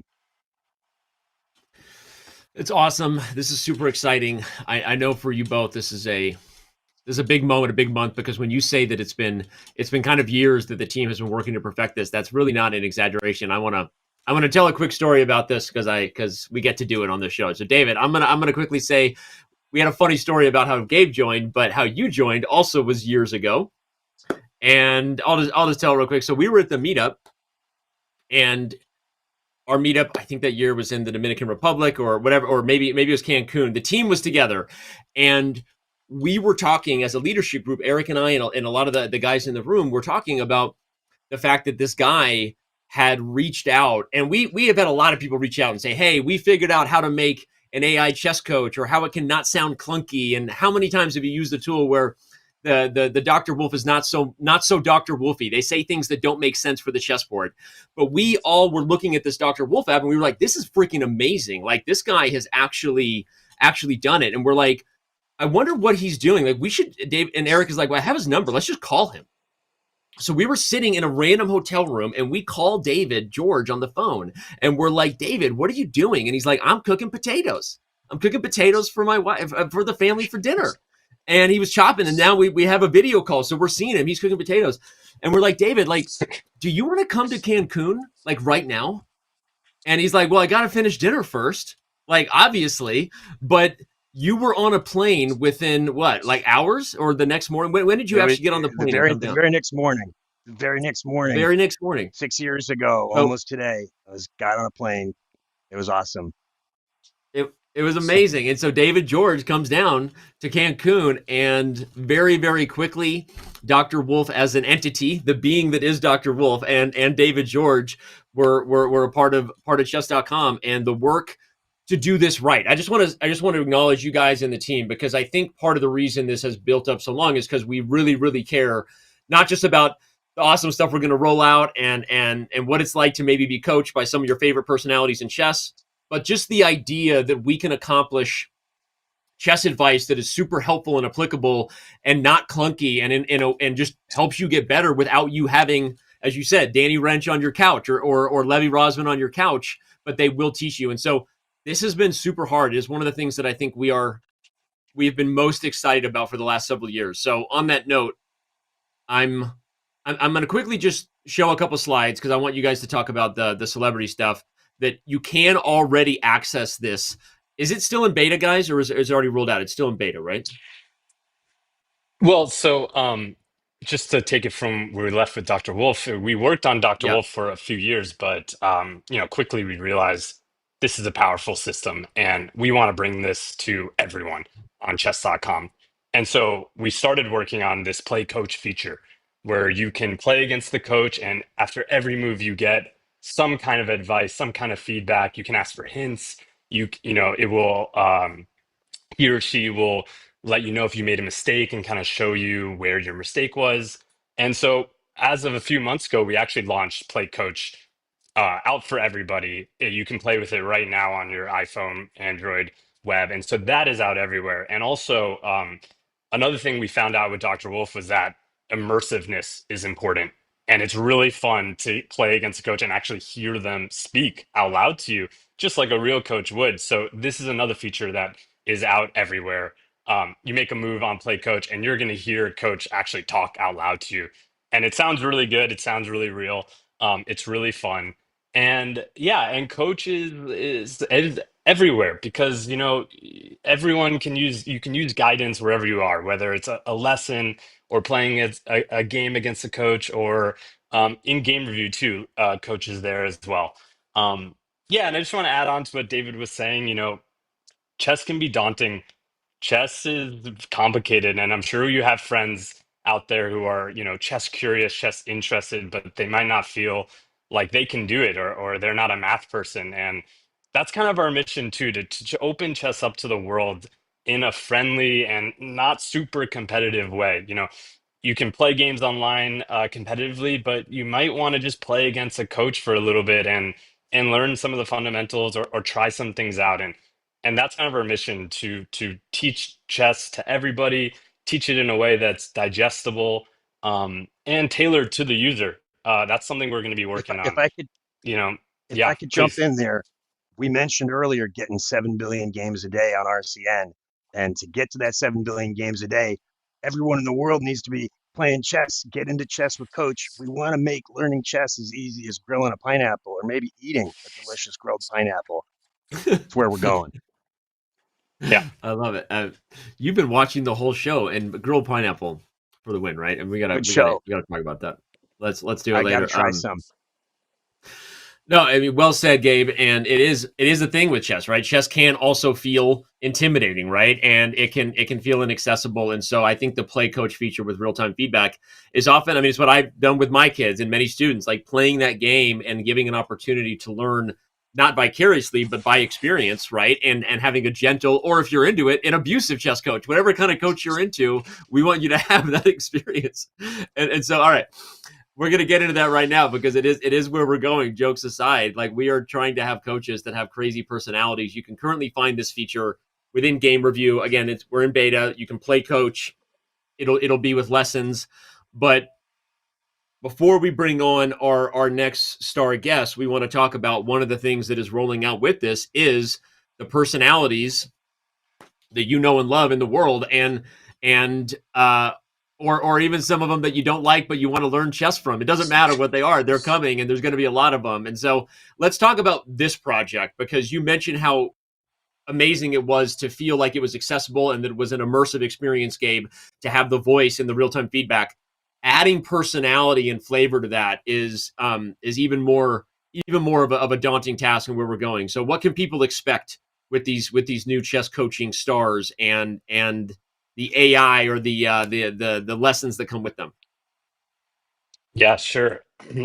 So we had a dream. We realized, wouldn't it be just amazing if you could play against someone like Magnus and Hikaru and Levy, the Botez sisters, Anna, and even you yourself, Danny, and actually learn from you on the website. And so that's what we've been working on for a while now, is creating these, you know, characters based on you guys, based on some of the best chess players and stars around, who really sound just like themselves and teach like themselves.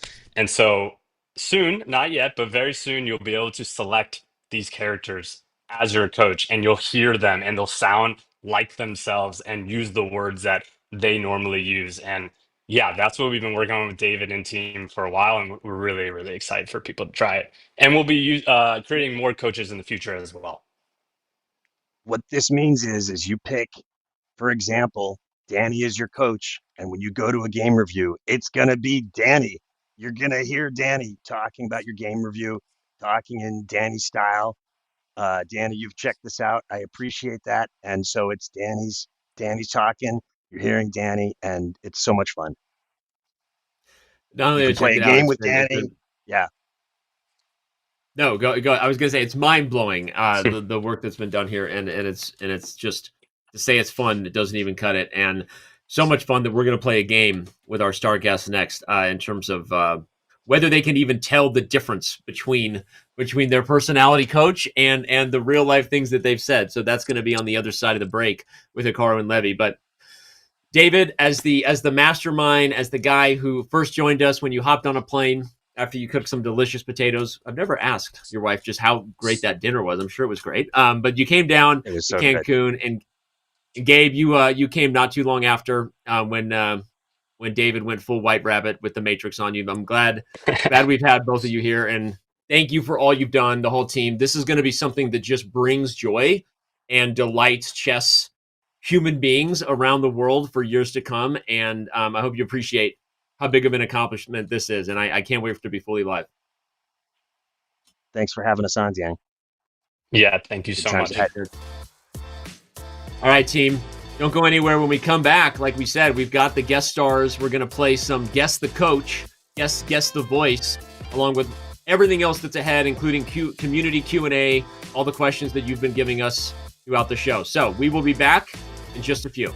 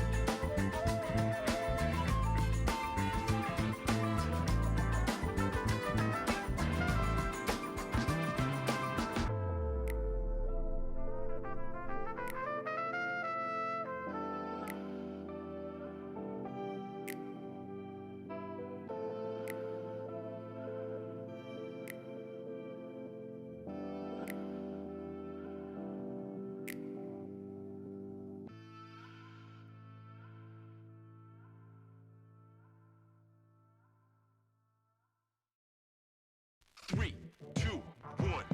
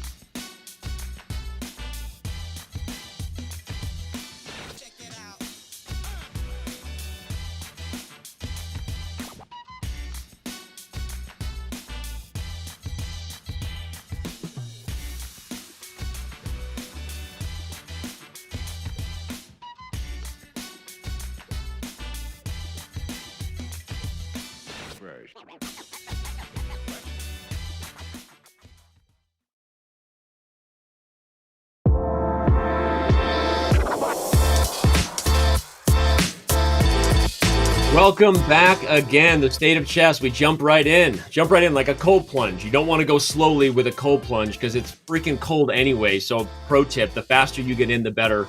That's the proper way to plunge ahead. But all right, we're gonna move ahead here in the show without any further ado. Chat has been asking over and over again, when do Hikaru and Levy join? When do Hikaru and Levy join? Hikaru and Levy have joined. I should say, actually, we are now joined by the Louisiana State champion, Hikaru. How fun was that to play that event? I think that many of the players who were there, they were very surprised by it, but ultimately they don't have many opportunities. I don't believe there are any international masters or grandmasters in the great state of Louisiana. So for them, I think it was an experience of a lifetime, and everybody had a great time in spite of what some people on the internet might say. Yeah, we don't read the internet, but seriously, like, so much has changed in the world of, you were always a top player, obviously for a very long time, being a top creator, a top streamer, and being in that space with fans. Like, is there any moment that kind of soaks it in regards to where it's come, given that you don't play many open events like that anymore? Or does that actually make it in some ways harder to focus? Well, I mean, I think for me, the biggest sign that things have changed is, of course, I get recognized in the airports very frequently, but actually the tournament itself was being played on the Loyola campus in New Orleans, and there were quite a few students there who were just passing through the hall on the weekend, and they had no idea I would be there, but they recognized me. I think when that happens, and it's not solely the players who are competing in the tournament, it is a reminder of how big chess has become, and it's really amazing to see what chess is these days. Yeah. All right. We do a game to get into. Diagonal thingy. I don't know what that was. That was big throwing stuff out there. We're gonna get to a game in a second. Levy, I see you waiting there. But before, one more question for you, Hikaru, because the community also recently was very mad at us, and we haven't had a chance to talk about this on air. But I have to explain that with Hikaru, everyone, you are looking at the person who is maybe single person who has broken Chess.com more than anybody else ever, because Hikaru has had more friends and more people following him. You know, that sounds like, well, why does that matter? Well, lots of things going on in terms of how we load pages and make sure that everyone can always find their friends and the pictures. So recently we had to unfriend literally like more than 100,000 people, I think, from your account. So it was about 75, I think, 75,000. It Okay. went from like 100 to 26, I believe. Okay, this is your chance to just tell everyone that it was, again, it's our fault, not yours. But jokes aside, you knew there was nothing we could do about this. And what are we going to do for people like this who want to still be your friend? Should we just how do we set that up? I don't know what to say. It's on you guys. Obviously, I accept all friend requests. I think frankly, it's great to see so many people following my games and everything that I do on Chess.com. But it's on you guys. I'm not the one who codes the site, so you'll have to figure it out. For the record, I'm still friends with Hikaru. You guys did not unfriend the two of us, so I'm in an exclusive club. Conspiracy theories. They're going to be conspiracy theories now, Levy. Levy, right on cue. I was going to ask you next about your friend list, because you're about to have a lot more spam. Not that you need more attention, but we just announced the Gotham versus the World event, and more people signing up every single day. So how this is going to be wild. I'm expecting to have our servers challenged as well. What are you most excited about with this event, given that you're following up Magnus's Play versus the World event? And do you want to make a challenge to Magnus? Like, are you going to break the record? And what are your thoughts there?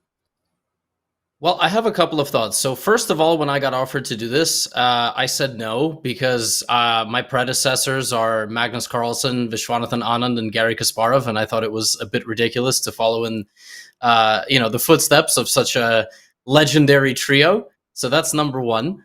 But then I thought I would actually promote this event quite a bit. I would make shorts about it, and it could be, a fun video title, like I played the Karo Khan against the world, and maybe I fought the world and the world won, type of thing.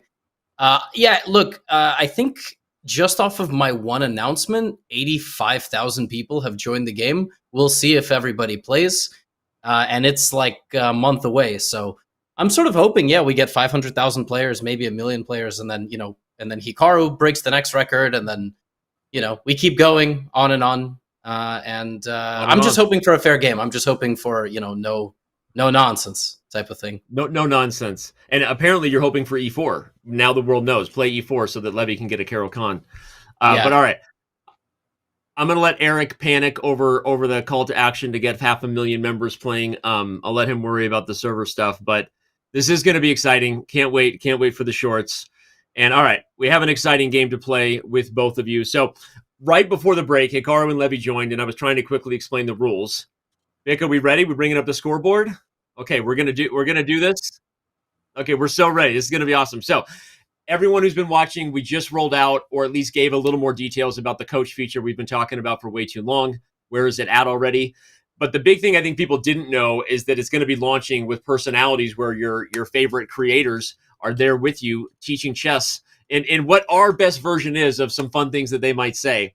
And so we had the idea of bringing on Hikaru and Levy to listen to what the coach says, what we have the AI voiceover saying, but with a twist that it's not always going to be the coach. Sometimes it will be real, meaning we have taken this from Hikaru's stream and he didn't know that. It was something he actually said, or we took this from a Levy video. So we're going to play, what is the name of this? Just like guess the voice? I don't know, we just invented this. Guess the something. Guess if it's AI, right? Guess if it's AI or a real person. Guess the AI. Okay.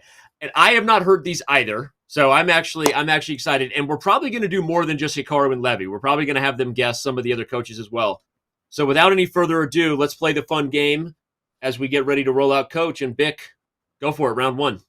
We are changing the name of the bishop to diagonal thingy. How do we... AI all the way. Yeah, I was going to say AI, but should one of us go first for the guesses? Like, or do we just both yell it out? I was going to say AI, though. I think you can both go. You both guess Okay. AI? Easily. Yeah. You would never say bishop thingy. That you would never say that. Okay. All right, Vic, reveal. Okay, they both got it right. Yeah, I would never say that. I would never say we're changing diagonal thingy, although now I'm saying it, but okay. All right, let's go again. And actually, this time, I think that was a good call, Levy, so we'll rotate. All right, Levy, you go first, but let's play round two. You go, and then Hikaru goes. I literally don't care. Wow. I'm gonna go AI. Yeah, I'm gonna agree. The pitch sounded a little bit high. I might have said that, but the pitch sounded too high compared to the way I normally say it. So I'm gonna go with AI as well. Okay, Vic, reveal. That was real. I did say it once. Okay. Wow. Wow. I literally don't care. No, but I agree. no, with you. but I thought it sounded too high pitched, but apparently that was from a stream. Vic, do we have a date on that so Hikaru can fact check that? When was that stream?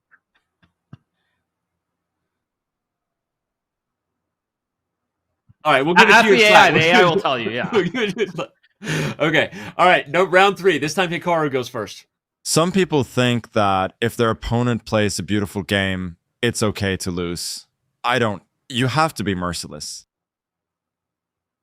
I mean, if that's not Magnus, I'd be really surprised. That's got to be the real Magnus. Yeah, I'm gonna guess real.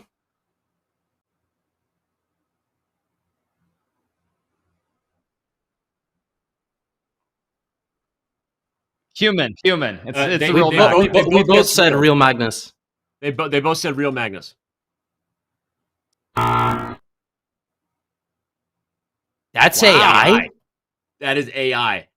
I want to hear more. By the way, I think I listened to a couple days ago. I had a bit of a refresh of all of your voices, and I do think that this last round of Magnus, they really nailed it. Like it's kind of crazy. It sounds better than any of the other versions. So there we go.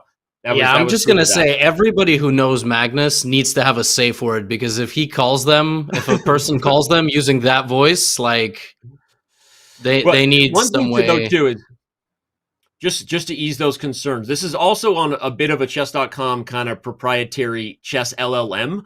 We've been building out a lot of the phrases. Nothing that hits the community is not approved in that way. So if Magnus calls you and says to wire him a bunch of Amazon gift cards, that is not good. Do not send him a bunch of Amazon gift cards. But okay, all right, Ben, give us another one. This time, Yo, Levy I'm goes mad first. trash, bro. That's it? That's all I have to work with? bro. Play it again. Yo, I'm mad trash, bro. I mean that's like the Hikaru one. I mean it sounds like it's robotic, but I definitely have said I'm gonna go with I'm gonna go with real. I'm gonna say it's AI. Let's spice Yeah, it we up. we can't always have the same answer. Yeah. So I guess. So how do we do this? How does one sound effect tell us who's right? The Bick invented this before the show. The buzzer is wrong, and like a bit of a chime is right. So, all right, go ahead, Bick.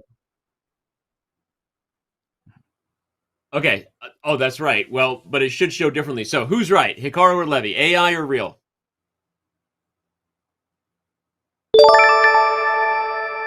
Hikaru's right. It's AI. Ah, there you go. I love that Hikaru got it right on a Levy voiceover. That's just the best. All right, Bick, do we keep going? How long do we go for this? We're just going? One more. Okay, one more. Here we go. This time, and then we have a Hikaru goes tiebreaker. first. With a tiebreaker next one. Yeah. How does the knight move? No. You play it Wait, again? sorry. I didn't mean to. Go ahead. How does the knight move? Right? Yeah. The way the K was hanging on knight, that didn't sound right to me, so I'm gonna say it's AI. I was gonna guess real. Is it real? Okay. Correct. Wow. Oh Wow. my God! Now it is a tiebreaker. Well, now we have to do one more because they're tied. Well, we can't have people Do we feeling have any left more? out. So is Anna Cramling the tiebreaker? What do we got? Okay, he's pulling them up. Going to the back cave of AI Boy. This is actually more fun than I thought. That was actually surprising. I thought that was AI. We did this 6 months ago at the MIT thing at the conference, and there I was like 90% correct. So they really fixed it a lot. It now has it's gotten scary. better. No, I agree. I think some of them sounded like Hikaru said, the enunciation was just too awkward, like word to word. It's flows better now, and a couple of the particular voices like Magnus and Andre, I think have actually just gotten better. Like they just sound more accurate. Okay, he's ready. We got all right, tiebreaker. All right, we're Oh gonna my go. god, my queen! Oh my god, my queen! Okay, I guess I'll go first. I don't know. Real. I was gonna say AI. I mean, it sounds. But the problem is, all these ones of Levy and myself, I feel like they just sound too energetic or too high pitched, or something's off. So I'll just say AI for the sake of it. All right, drum roll, because no matter what, we have a winner after this, and we say goodbye to our guest stars. So drum roll, here we go. Who's right, Levy or Hikaru? Oh wow. So wait, Levy, what did you get? Real or AI? I guess real. Ah, okay. But it's like a total crapshoot. I mean, I'm guessing on vibes. Although the Andrea clip, I think it's from the interview of the World Championship, and it sounded quite. I think I've watched that clip like 100 times because it's just so funny and riveting. So I think I like just remembered it in my head. But yeah, no, that's good. I got to talk to my grandparents now. Make sure they don't wire anybody any money that sounds like me. Well, again, no. Actually, some of the phrases are a little clunky and awkward. So when this is live, you guys will definitely give us feedback if we need to change some. But I think some of them are even funnier because they're a little weird. But all right, this is going to be amazing for a lot of our members. The fact that they can choose Hikaru and Levy. Thank you guys for playing this with us. So pretty soon, people will be choosing to experience every coach feature, which is game review, lessons, play coach as an experience with Hikaru or an experience with Levy. So you guys are awesome. Thank you for all you do, and we'll see you in another time. Thank you for having me here, Danny. Thank you. All right, bye guys. Bye. All right, Hikaru and Levy, the stars you know and love. There you go. They couldn't get them all right. It tells you the coach thing has gotten better, and that's awesome. There are some phrases where you literally just cannot tell the difference. There's a couple that I guess they got right there, but going to be a lot of fun. And when you add it to the way and the work that David and Gabe and the team have done behind the scenes, I think you're going to be pretty impressed and enjoying your experience with a coach. So also, if you haven't signed up for Gotham versus the World yet, that was another call to action to do it. So we're going to be right back. Next for us, another amazing team member joining us, talking about all kinds of things happening in the world of chess, outside of chess. before we eventually get to the community Q&A and all of your questions. So, don't go anywhere. The music. We'll be right back.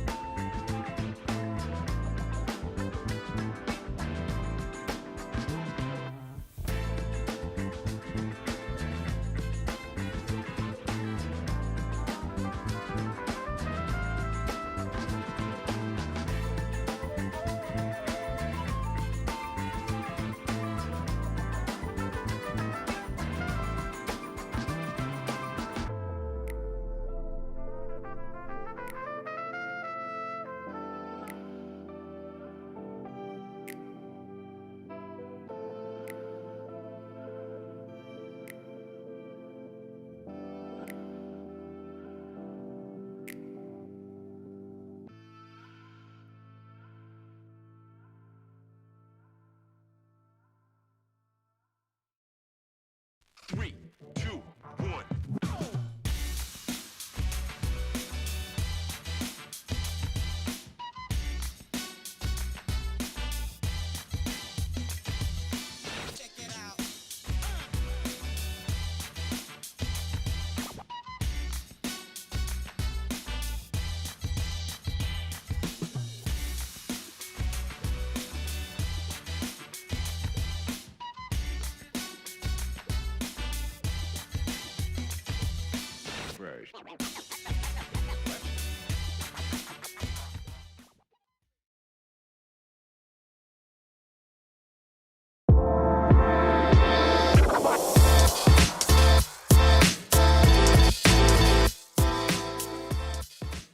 Never stops. Never stops feeling good when you come back from a break. All right, let's get this blunderbuss back on the road and continue to roll on here. The State of Chess returns. We've had several amazing special guests. We got one more amazing special guest around the corner. Shout out to Hikaru and Levy. Thanks for doing that with us. That was a fun game. And I had not heard those voice AI things, so I probably would have had a similar score to both of them, 50-50, basically. So, all right. There's so much going on in the world of chess. We've talked a lot today about kind of the core chess community, the events ecosystem with a lot of attention. Title Tuesday as we roll into the Speed Chess Championship and the Global Chess Championship, EWC, all the things that are near and dear to top players online like Proctor. Not saying we're done with all those. I know there's some questions coming in about that. We're going to get to it with the community Q&A. But there's a lot of things that's happened in the chess world that are kind of just outside of our world. In our world, we talk about these partnerships as just opportunities to grow the game, to reach different audiences, and build relationships with superstars of all kinds from all over the world. Before we are joined by the queen of partnerships, everybody should have a chess piece title. Like they should have like a chess. Okay, that's a whole nother thing we're gonna get into. We're gonna talk about partnerships in just a second. On the other side of that, before we do, let's check out a hype video of all the things going on just outside of our chess world. Please welcome to the stage, Derek Rose and Magnus Carlsen. Yes, checkmate is finished. There it is. The handshake is extended. We're teaming up with Chess.com to create something that has never been done before. I'm just outside the portal. We're gonna play some chess on the two chessboard. C'est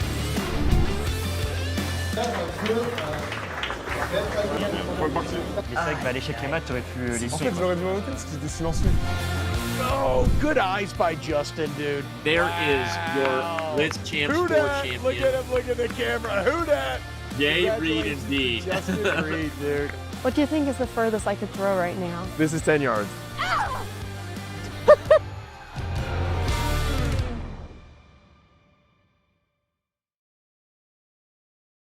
The truth is that amazing hype video hardly even does justice to the amount of things that are happening for the chess community as it grows. And we do awesome and fun events like those with Wembanyama, Hoop Gambit, and of course, a lot of people have been following Blitz Champs for years and more things. But all right, the queen of partnerships, as I dubbed her impromptu, let's bring on Annie. She is actually the vice president of partnerships. But Annie, what do you think about chess piece titles for everyone going forward? That just happened. What do you think?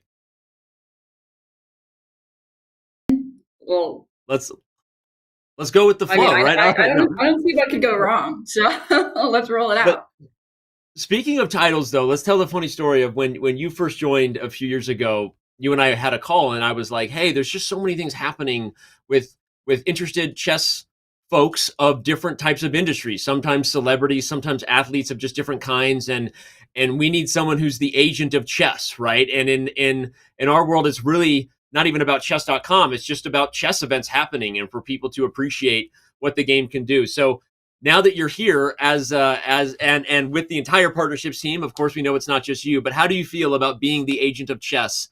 And has it delivered so far on this wild ride of all those amazing events that you and the team get to do?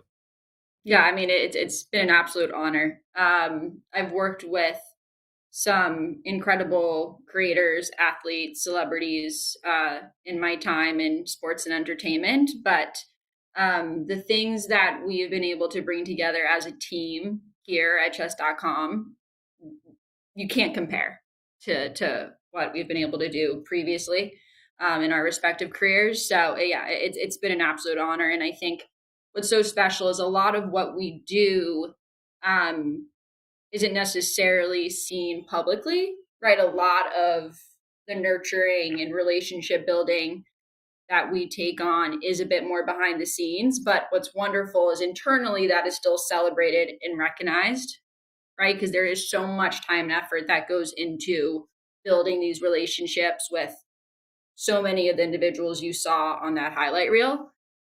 So it's just wonderful to be at a place where, we're allowed to take our time, be respectful of those individuals' existing relationships with chess, find our way in naturally, organically, to make them feel at home once we ultimately get something that is publicly viewed off the ground. So Yeah. Long-winded I love way that. of saying as I kicked off, it's been tremendous. And I love what you said there too, because I think people see kind of the final event when you have Wembanyama, Wemby doing some awesome stuff, right? And we're kind of merging these worlds of the NBA and chess and or the NFL, or even events like Portals, which by the way was kind of an unsung, I think, amazing thing we did this year to literally connect the planet through chess. And shout out to Portals as a partner there. But there's so much that happens there because for everyone, chess means something different. Some of them are more competitive. A lot of big athletes and superstars have big egos, big surprise, right? They don't want to be in the wrong type of event. And so you have to make sure you think through what makes sense for them. And I don't even mean that in a bad way. Everyone wants to be conscious and thoughtful of how they're involved with the chess community. So like you said, being a natural partner to them and helping make sure it feels organic and authentic to what they love about the game is a big part of what the partnerships team is doing, so that we can have awesome things like superstars and celebrities, cool stuff with us. So, all right, let's run through a few of them, because I know there's a lot, and I know we're going to get to kind of announcing and kind of previewing another big event that's coming toward the end of the year, but we're going to quickly touch on some that just happened this quarter, right? Chestable, Wemby's event, Blitz Champs, and how exciting was this to do something with Derek, knowing that this has been a long time in the making, right? Yeah, exactly. And going back to your original question, before I had accepted an offer here, and before I'd even started, I pinged you and I was like, hey, Derek Rose is gonna put on this thing called Chessable this summer. We have to get involved. And so when I officially started, had some high level conversations with his agency team, and unfortunately, due to some logistical challenges that he faced, he wasn't able to get it off the ground. But we let them know that we'll be here, right, when you're ready. And again, we were respectful of that space. He continued to grind chess, right? He remained super passionate about it. A lot of y'all may have remembered that viral clip of Derek playing on Chess.com while at a Drake concert with his wife. Obviously, his attention was elsewhere. But nonetheless, we just stayed close and continued to support his journey. And ultimately, when he, decided to partner alongside Magnus in freestyle chess, it was the perfect opportunity for us to come in and support in a few different capacities. But then actually getting the opportunity to meet Derek on the ground at Chessable and hear from him how meaningful it was that he actually made this event a reality with, alongside us in freestyle and, his amazing, friends and family and some of the players that he had personally invited that participated. But it was really powerful and certainly reflected, again, going back to the original question you asked me, how has it been, right? Certainly a full circle moment that has taken us 2 years to get to. But I have no doubt that this will be the first of many Chesstivals to come. So it was honestly, I think it exceeded all of our expectations, from, the amount of fans that were in the facility, the viewership, to how engaged the players were for, 4 or 5 hours, right? Where they had many other obligations. It was a serious chess event. It was it was serious. They were going down.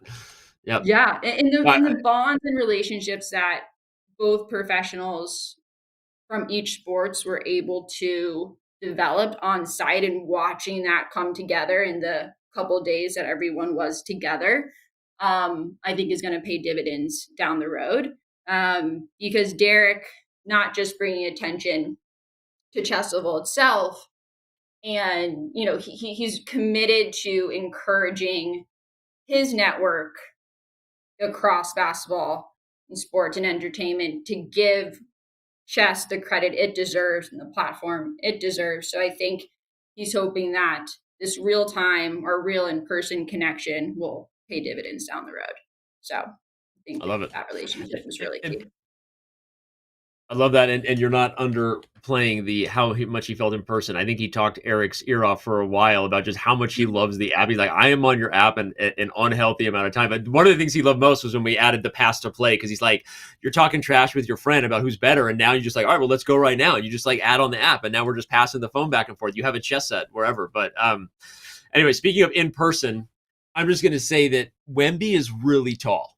When you and I met him, that was another event that happened.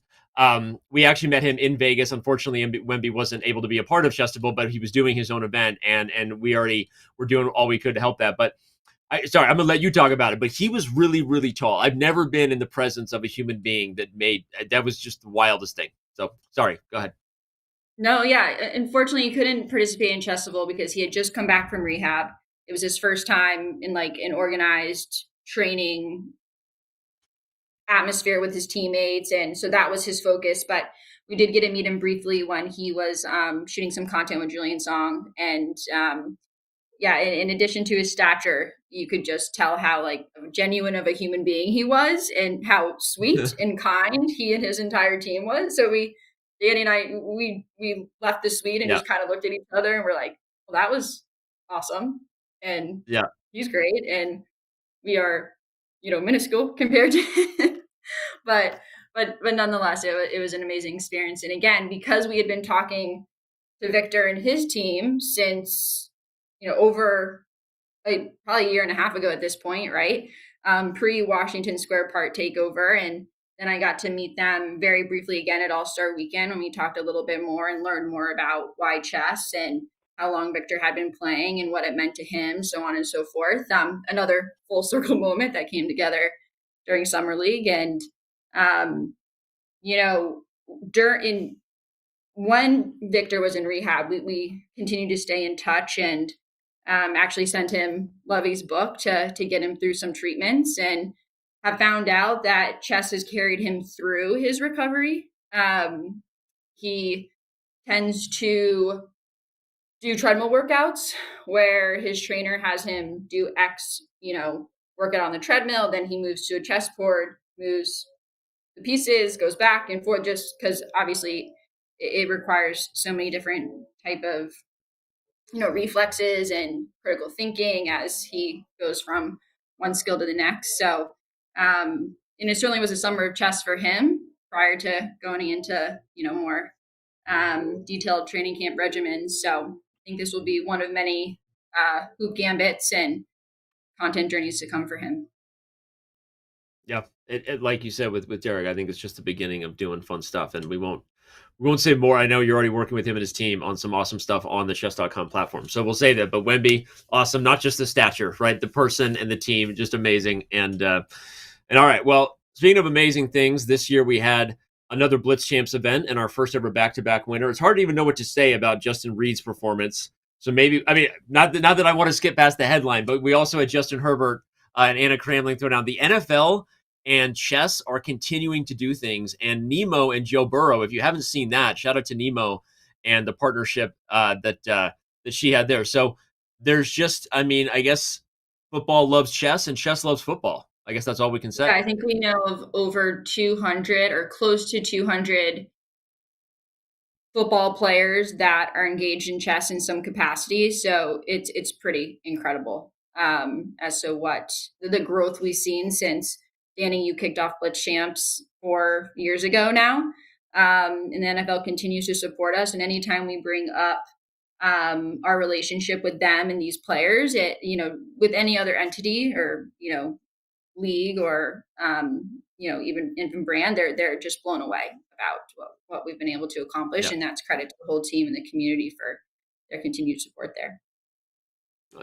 I think it's a credit to you and the team, really, and that we started as something that was kind of like, let's get together and do an event for NFL players because it was like friends, and then it became much more. Of course, NFL Films did a documentary on it. For those who never saw that, you should check it out. And Annie and the crew really helped connect us with more folks at the NFL than just the players. Ultimately, it's about the players, and them playing in the event is what's so much fun. But it's been amazing to see. So more and more ahead, I imagine, and we won't be at the Super Bowl, or maybe we'll be in London for the Speeches Championship. So maybe we have to divide and conquer. Maybe you and the team will have to go to the Super Bowl.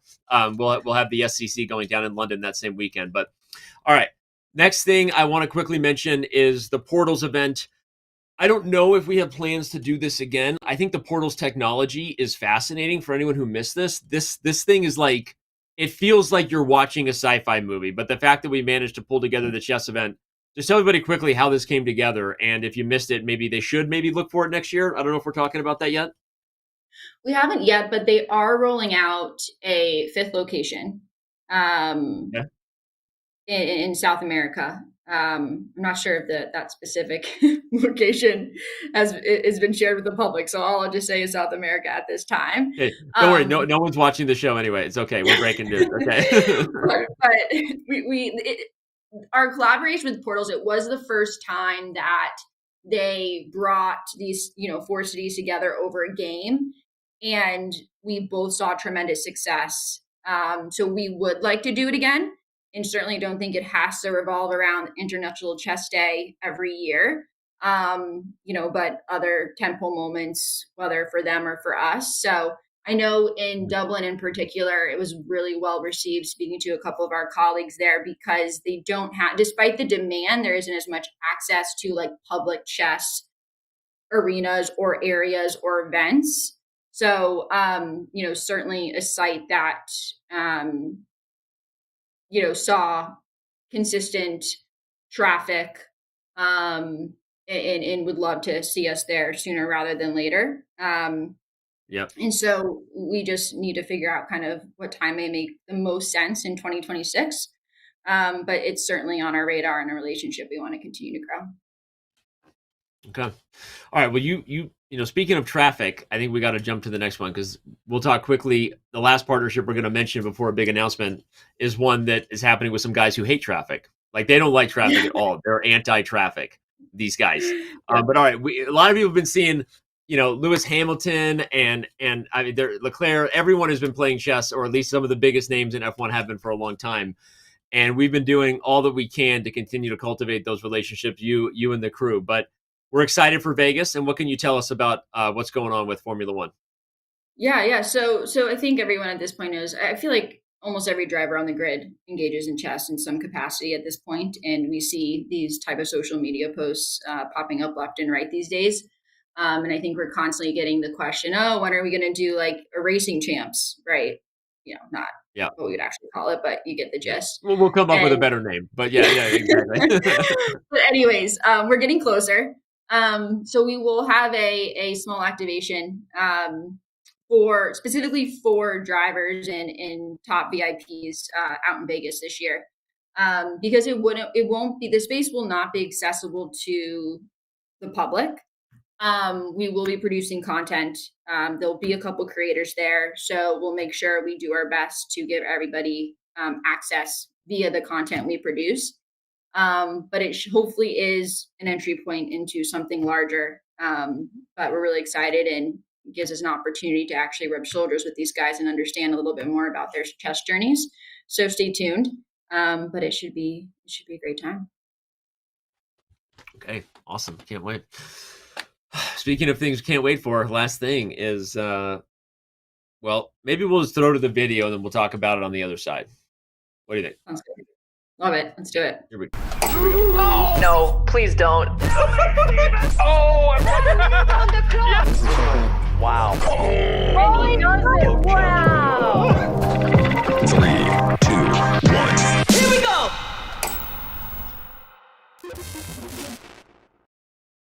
Okay, so first of all, that hype video is awesome. I love the trophy case. Shout out to Tish and the team and the creative vision for that. We are announcing our first ever SuperPogchamps, which people have wanted for a long time, Annie, because there's a lot of superstars and celebrities who are just too good to play in what the normal level of chess is in PogChamps. And there's even some Pog champions that have kind of outgrown the idea of being invited back, right? So I'm going to let you take it away with all the details from there. Where are we at with this thing? When is it happening? And when can the PogChamps fans mark their calendars for? Yeah, so Super Pogs coming back at you, or coming to you for the first time, December 2nd through the 5th. Participants are being secured as we speak, so we'll be able to make a more formal announcement on that front sooner rather than later. But you will see former champions returning, hoping as many as possible from the last 6 PogChamps. Then they will face at least, upward or another 6. We're going to keep our field, if those that watched our most recent PogChamps will keep our field to no more than 12, but they will phase off against 6 at least, or no more than 6 additional challengers. And so I think you guys are going to be really excited to see some familiar faces, whether they're creators, celebrities, athletes, in addition to those past champions. So with that being said, there's still quite a bit of time between now and December. So if anyone has feedback, ideas, they may like us to consider as we plan this event out further, please let us know. We're all ears. Yeah, and really, community, if you know of a celebrity chess player who might be really good, we're not going to name the people who've said yes already, right? Okay, we're not going to do that. All right, but there are already we have some returning champions, and we have some other names. It's going to be awesome, but we do have some open seats. So I think this will be a not to say that PogChamps has not been high quality. XQC, don't freak out. But it's a different kind of game, and this is going to be fun to see what happens with this, a celebrity event of a variety kind, which is what PogChamps is. And one that has some pretty damn good chess players. So this is going to be great. And then, of course, we'll get regular PogChamps and all the blunders they're in back next year, 2026, right? Okay, we'll do that. All right. Yep. Annie, this has been awesome. You'll keep doing your thing, and everyone else at the partnerships team. And truth is, it's all a huge collective effort to put these things on and to build these relationships. So thank you for being the agent of chess. Thank you. Queen of partnerships, whatever. Lots of titles, title roulette. But thank you for everything, and I'm going to let you go before we get to our last segment with the community Q&A. Great, thanks for having me, Danny. Wait, I'm sorry. Oh wait, no, we have questions. I'm being dumb. That's why we have an in-ear thing. The producer tells me stuff. Everybody, we have questions for Annie. Sorry, Vic, take it away. Okay. Can we get a speed chess tourney happening in the NBA the same way we do with Blitz Champs? Okay, so yes, you are the person to answer where we're at with this and hook them up with some big streamers, get the coaching going. What do you think? Yeah, so it's always been our plan to do Hoop Champs, right? We did focus our efforts this past year on Chessival, but that doesn't mean we can't do a Hoop Champs because we continue to be involved in Derek's event. So hopefully that's something that comes to fruition in 2026. There's, my memory serves me correctly, over 150 basketball players that play chess. So there's, plenty of people for us to reach out to and those that we think would really lean in. So we want to make it happen. That is our intention, the Blitz Champs of the NBA. So definitely keep us honest there, but hopefully coming soon. It's funny, yeah, because the NFL thing really did just so quickly grow, and there's even the college Blitz Champs. And I'm not like putting the NBA on blast, but it organically grew so quickly within the football community that we've just been super grateful for. And it kind of, wildfire. It just kind of went nuts, right? I think with the NBA, we've all been waiting for that big event, and maybe now with Wemby and Derrick Rose, and everyone knows Luka Doncic, huge chess guy. You can still play the Luke AI at the bot thing. So, all right, we're excited for this. Go ahead, Vic. What's our next question? Oh, that was it? Just one?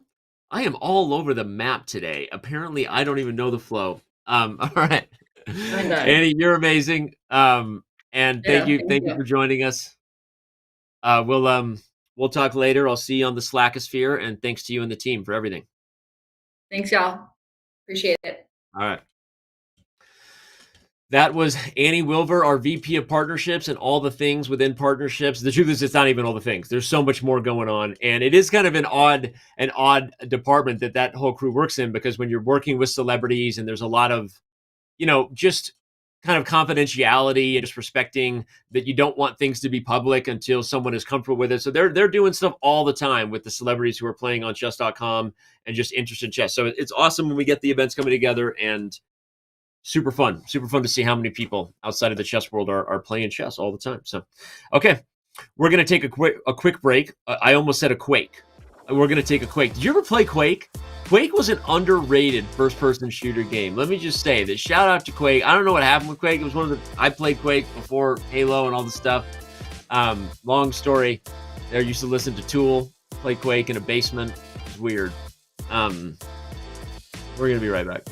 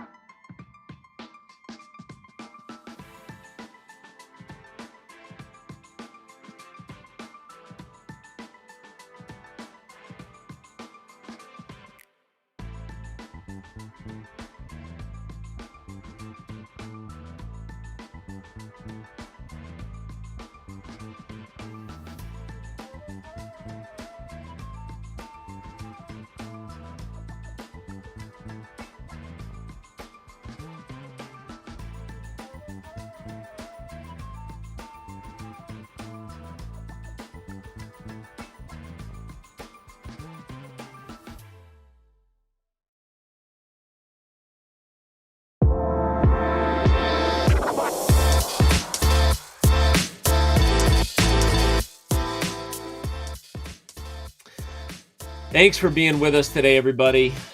If you've been here for the entire show, hopefully it's been a fun one. Felt like a very jam-packed one. Man, this was wild, right? We had Magnus, Hikaru, Levy, Mats Andre, David George, Gabe. We had Annie. We had Michael Green. We had a lifetime diamond member.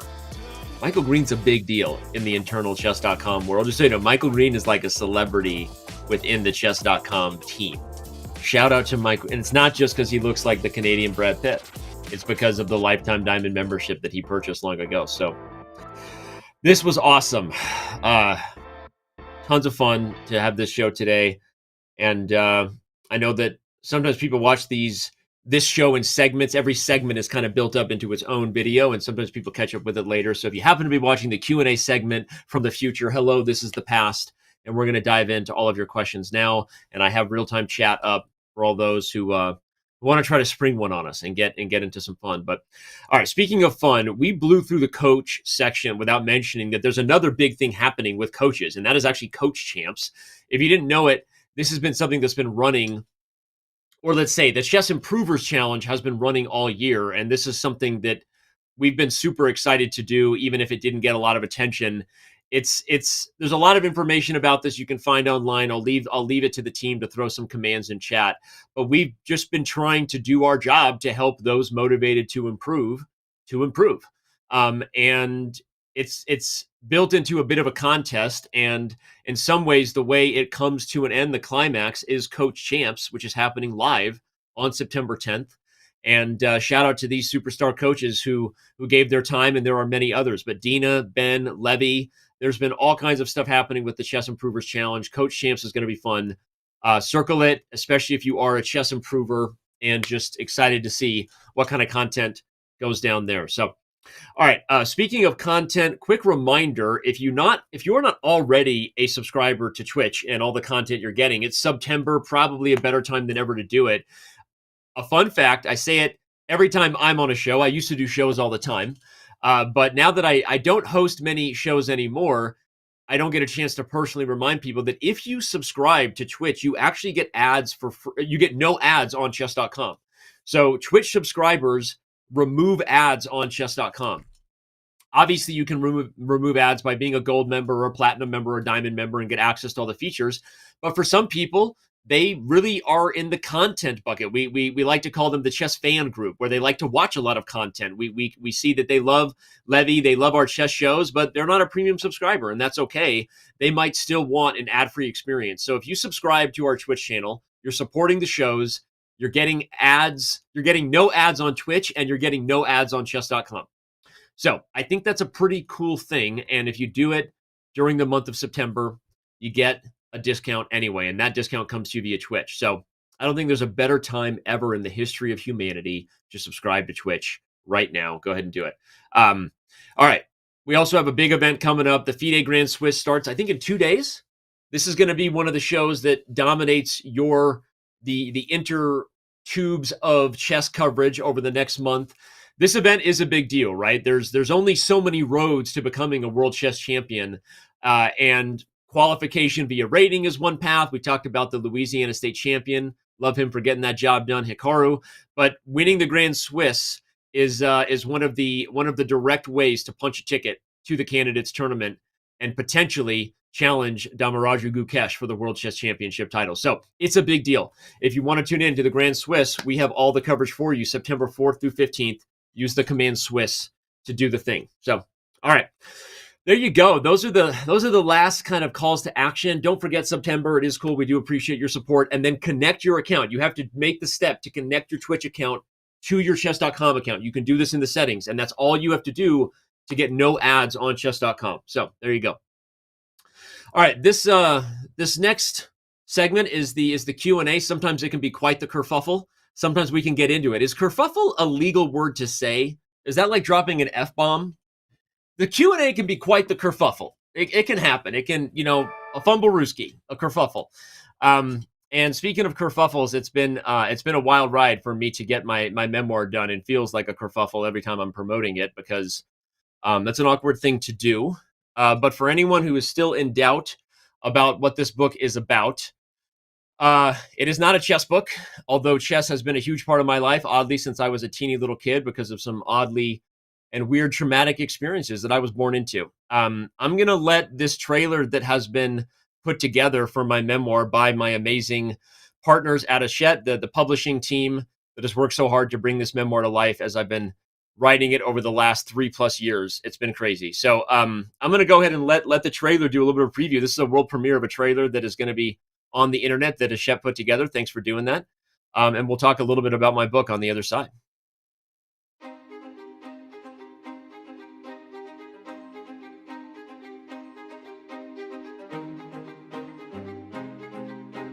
Many know the bright side of my chess story, that I was once one of the highest rated prodigies in the United States, and that I'm now Chief Chess Officer for Chess.com, a billion-dollar tech company and the world's largest online chess community. But there's a darker, less known side. I grew up in a cult and was taken away from my mother as a boy to pursue a divine purpose, to become a chess champion. Discovering that purpose would come at a steep cost, leaving wounds that would take decades to heal. I've since learned that the idea of purpose, like life, isn't black and white. Meaning often lives in the gray areas between what we do and why we do it. This is the unvarnished story of my life. Growing up in a cult, rising as a chess prodigy, meeting my fearless wife, having my playing career abruptly end, and then nearly losing everything as I buried my pain in pills and alcohol. It's a story shaped by a cast of mentors and manipulators, fractured family and devoted love, navigating grief while finding renewal in a chess startup, and the most explosive cheating scandal in 1,400 years of chess. Like a chessboard, every life's journey has its light squares and its dark squares. Mine is no exception, and I'm excited to share it with you.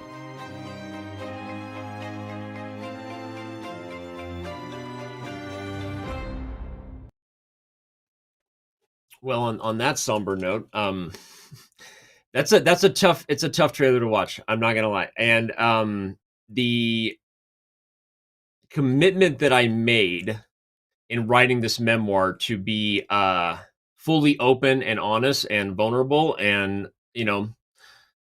authentic is a word that doesn't quite do it justice. When I decided that I wasn't going to tell a story that was just a cult expose that was blaming the cast of mentors and manipulators, as I mentioned in that video, but I was really wanting to share about my own personal struggles with what the fallout was of that, including the things that I struggled with that I mentioned there, from whether it's depression or substance abuse and all those things. And I've briefly touched, despite the crazy rumors of whatever people think about the non-existent chess mafia, we have been always transparent, and I've always played cards backwards with all of you whenever I'm on shows, and maybe I'm not on them as many times as I used to be. But I've always said that, I've had struggles with mental health. I've had struggles with all types of stuff, and I've always been open and honest about that. And where possible, use the platform to share what I hope other people can do for their own mental fitness, as I like to call it now, because it is not a box you check and you get to say, oh, I'm now a mentally healthy person for the rest of my life. That's just not how it works, especially if you have trauma or issues that have happened in your life. So this is going to be a book that I think is going to surprise a lot of people in terms of what happens and what I share, not just in that it has some behind the scenes never shared before about the cheating scandal. We talk about that Hans and Magnus stuff that I think is going to be interesting, and now out before the Netflix documentary that people have been waiting for a long time, because apparently that untold episode has now been pushed to Q1 of 2026.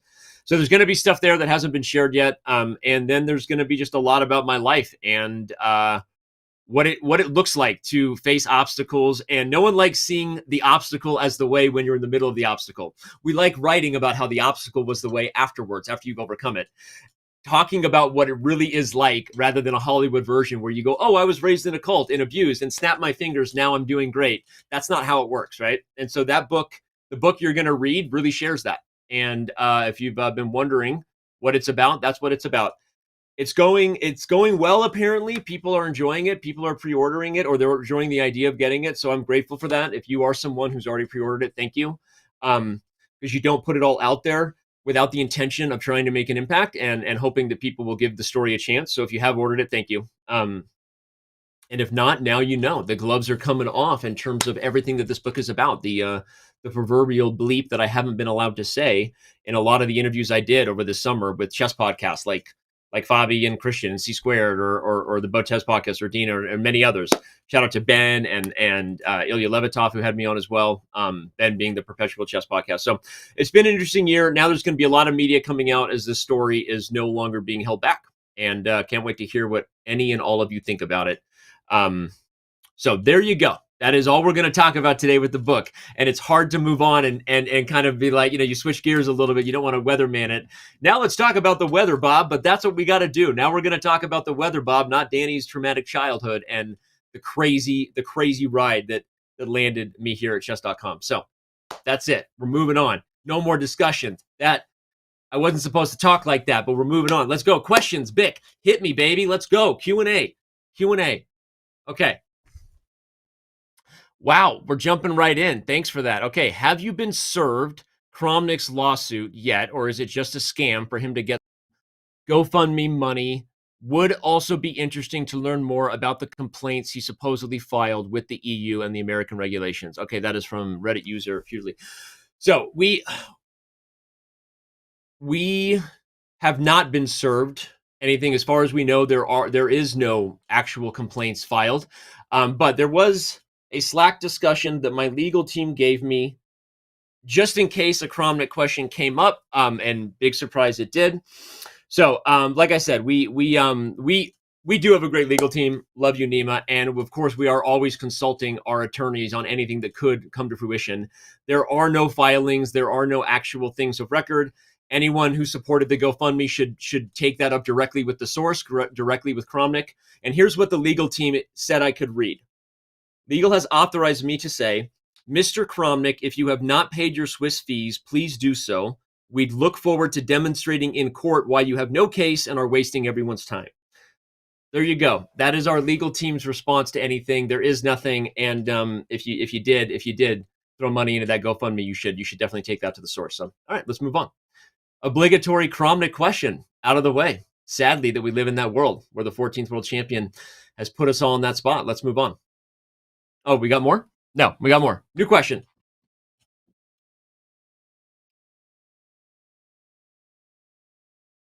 Another Reddit user. Okay, challenge 983. I don't have premium, but sometimes at the end of the game, it shows that I have a brilliancy and then use my one free review, and then it turns out there was no brilliant. Why does that happen? I actually don't even know about that. If that's a bug, we should definitely fix it. Dylan, can I get Dylan? Yo, give me Vaughn out of the bullpen. Can I get Dylan on this? We should definitely address this. I think that there are different times where the engine is running analysis, so maybe there's like a more like quick local version that thinks, and then you get more in-depth analysis and it doesn't. I don't know. I will say this. We are eventually working on a feature, and Eric's going to be mad about this because we've wanted it for a long time, but I'm going to say it anyway, just to put some pressure on the old product engineering team. We want to have a feature at some point where you can sort all of your games by how many brilliancies or best moves you've had, so that if you ever made one even in the past where you didn't know about it, maybe even before we had game review, you'll be able to check out your best moves. And that's going to be something that hopefully comes with like other types of things we want to do, like be able to favorite your games and not just build like a background library, but quickly access your best moments. What are my favorites? Maybe you want to favorite one of Hikaru's games to add to it. What are all the times I've ever played a brilliancy, even if I didn't know that I did in that game? Maybe you even want to know your blunders. If you're a masochist and you want to just, dive into the past. I mean, I guess I just wrote a book on that, so who am I to talk? I don't know. I mean, we're going to work on all this, and that's what I can say about that feature. So, okay. Being confirmed, it's not a bug, just very fast game analysis sometimes has a different take than the final analysis when you do click game review. And it's because we're trying to give people a peek. So sometimes it doesn't actually work out as the best previewed way. That is not intentional, but thank you for the feedback. Okay, we are working to improve the experience. Thank you, team. Not a bait and switch. There we go. That is confirmed now. Bick, we're rolling. I mean, what's going on here? Okay, sorry, I'm not trying to call you out. You're doing great there. All right. How do you feel about schools blocking Chess.com? Hikaru literally doesn't care about this. I was shocked that that was real, by the way. That was because even Hikaru was like, that didn't sound like the tone. So we all got that wrong. I'm actually excited that schools blocked Chess.com there for a while because it meant that there was a real chess problem. I am not excited about students neglecting classwork for chess. That is officially on record and should be noted for all teachers out there. My wife is a teacher. I'm definitely not excited about that. But there are worse things you could do. I will say, actually, as a parent, like I have been on the front line where possible with PTA stuff. I think all schools should just ban phones. Like, what are we even doing? Can I just say that? Like, is anybody watching this show who is like in some way influential in terms of district policy, not just state, but nationwide? Is there a senator? Is there anyone? What are we even doing? Why are phones allowed in classrooms for our kids? I'm sorry, I'm gonna lose my mind on this. Like, so that by itself is its own thing. And then like state roll out the policy, but then schools by school, they don't enforce it. It makes me crazy that my kids even have access to phones during school. That said, assuming there are no phones at school and we're off that Danny dad rant, I would say that as long as you're using a school approved computer, there you go. That's how I got out of the smartphone conversation. You can visit a number of different websites if your school has blocked you. By the way, I already said that I don't want kids to neglect their schoolwork. Now I get to say you can go to justdoinghomework.com, school.com, plansformyfuture.com, superhardalgebraproblems.com. That one always gets them. Superhardalgebraproblems.com, C4355 if you're into random numbers, and please don't block chess.com. Those are all available to kids who may be suffering from this affliction that their school has blocked chess.com. Just check out those websites and get better at superhardalgebraproblems.com. Let's move on. There you go. Hi, Danny. My question, will you start using AI to help automatically ban people who go too far in game chats? Yes. Well, I said on the last State of Chess that it has hurt me as a person, as a dad, as a human, and just as a business founder and one of the leaders here at Chess.com. We have not been happy with our game chat state for a long time. So forgiving myself from a rant, because in no way I don't want anyone in our internal team. We all know we have the priorities we're working on. It is a big one for us to get to. There are some massive breakthroughs that we would like to make with how we're monitoring people who are abusing chat with weird workarounds to say curse words and racial slurs and all kinds of stuff. So we are working on this. We are going to be using AI. People love when you read their usernames. Okay, I will. Shout out to Harry69007. There you go. Harry69007. We are unhappy with the status of game chat. We are working on tools. This is going to be a thing that will be way, way better momentarily. We were hit hard with not being prepared to deal with what we have now, and no one wants excuses. They want results, so I'm sorry. I'm sorry about the status of our game chat, and if you are ever offended, support does get back. The Chess.com support Twitter does get back. I know often people like starting the statement of at Chess.com support Twitter, I've been being ignored, but I think often you do get back there, and I apologize if you ever also fall into the bucket of we couldn't keep up with the scale and get back to you as quickly as we wanted. But yes, game chat sucks right now, and we're working on it. Thank you, Harry69007. Yeah. There we go. User laid. This is dangerous because I'm like a Ron Burgundy. I can start reading a username and not realize that I'm reading something highly offensive. Very good. No, that's not what this is. Laid back misanthrope. Laid back misanthrope. And so again, I went to the school for kids who don't read good. I was raised in a cult. I wrote a book about it. Get off me. Get off me. Okay, I'm reading a teleprompter. No, I'm kidding. I'm doing my best here with usernames. Why is there no customer support available on the Chess.com support webpage? There's nothing there. First, you have to transition to support to an automated chatbot. Now there isn't even a chatbot. So I appreciate there's some frustration in that question. I don't know if that's, we actually have integrated with some different AI support tools, and they've been amazing to help us keep up with the amount of tickets. I know that the support team gets back as quickly as they can. So I actually would love to understand specifically what you're frustrated about.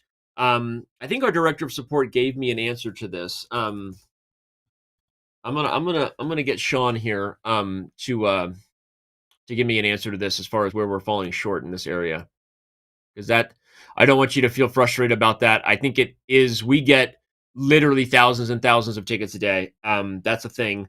And so the integration we did with chatbots and the AI stuff has been super helpful. And there's a very, very high, just so you know, success rating. The percentages of the data tell us that people in general are triaging their own way to an answer. And so one of the things you're trying to do in this space is like, you don't want people to feel like it's a machine, but if you can build a system that quickly gets people through some of their own kind of triaging of what exactly is it that you're looking for an answer to.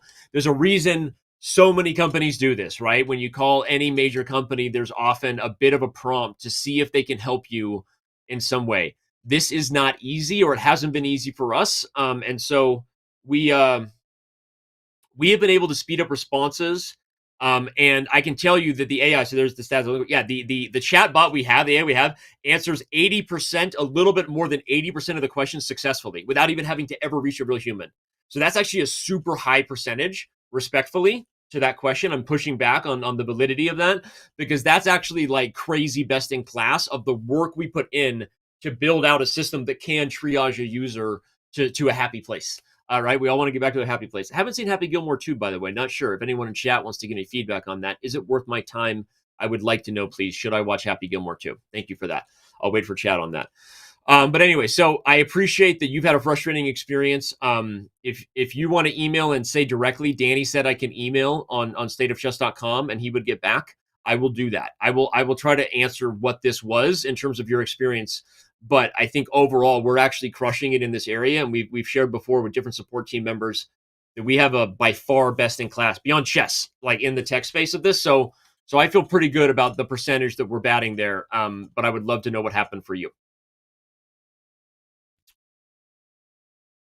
Next question.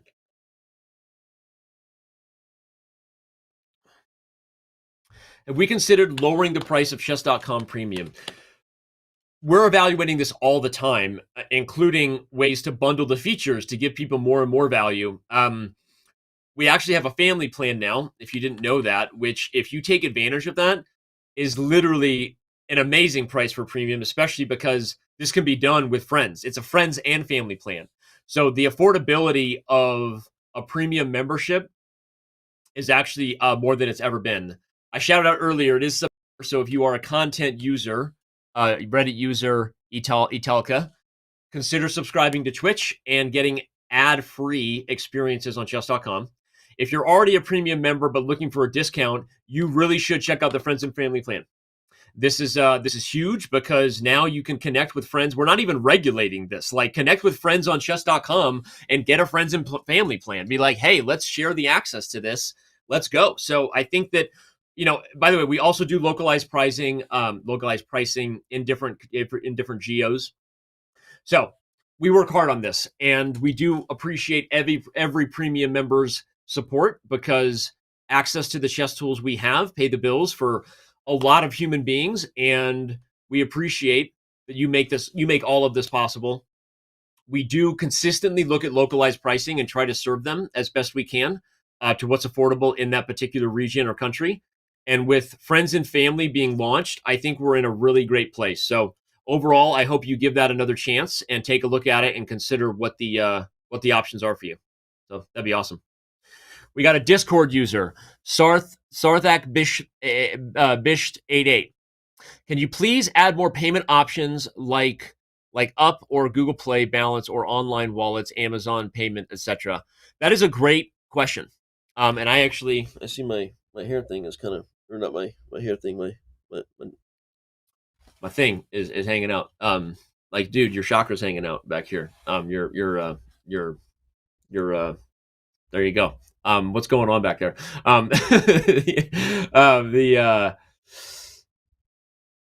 The payment methods are continuing to expand. We accept more payment methods than we have in the past. This is something that is not as easy as you would think. Sometimes it requires regulation in different areas in order to make it accessible. But we definitely believe we can improve that. I don't know how to answer this question in terms of the pipeline. I'd actually need to talk to Adam and some of the people on the payment side. Maybe we should get Adam on this show in the future. Let him talk about friends and family and about different payment systems. And then if anything isn't working, it's Adam's fault from then on.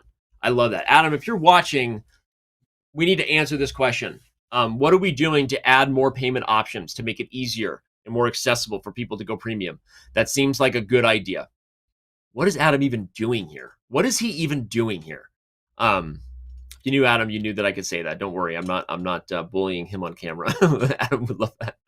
All right, from Matt Petersman on Discord, can we play freestyle chess with bots? We're working on that. In fact, I think we added it. Didn't we add that?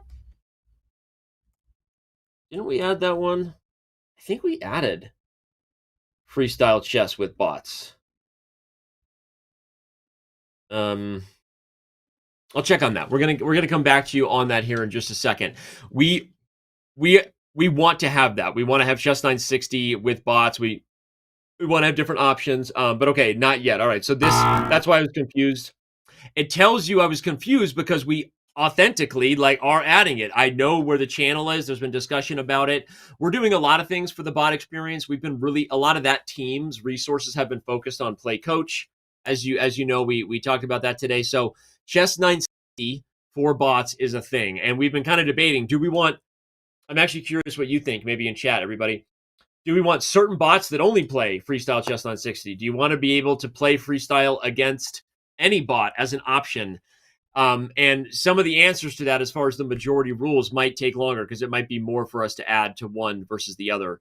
But okay, Chess 960, Freestyle Chess against bots is coming your way in a theater near you very, very soon. Can we get conditional moves on mobile for daily chess? This has been a long time feature from Facebook user Eat My Wet Farts. First of all, that is a username that sounds like you might be in need of some help. Big Farm is currently looking into this, from what I understand, in terms of the affliction that you're struggling with. I can't believe I read that username out loud, but if you are actually struggling with what your username implies, as far as what you're what you maybe want other people to do, or what you're doing, there could be some stuff going on upstairs that I would recommend you you get some help for. Like I said, Big Farm has been developing pills and services for this for a long time. So we know that they do a lot of things that are a waste of time, but Big Farm does provide some help for this. So go ahead and check that out. And as far as your actual question, username that I'm not going to read again, and hopefully you get help for that. The conditional moves on mobile for daily chess, I actually don't even know where that's at, because it's been something that we've been requesting for a long time. It's a bit more of a minority request than you think. You can do analysis and save the analysis and all that stuff. So the power daily users who have that many daily games who really want to get ahead from conditional moves, that's been an interesting feature for us to consider. I love it. I'd love to know where it's at. I'm going to throw it at Samwise in the chat here on Slack to maybe ask where that's at, if that's ever a real thing. Oh, wait, we already have it on Android? What?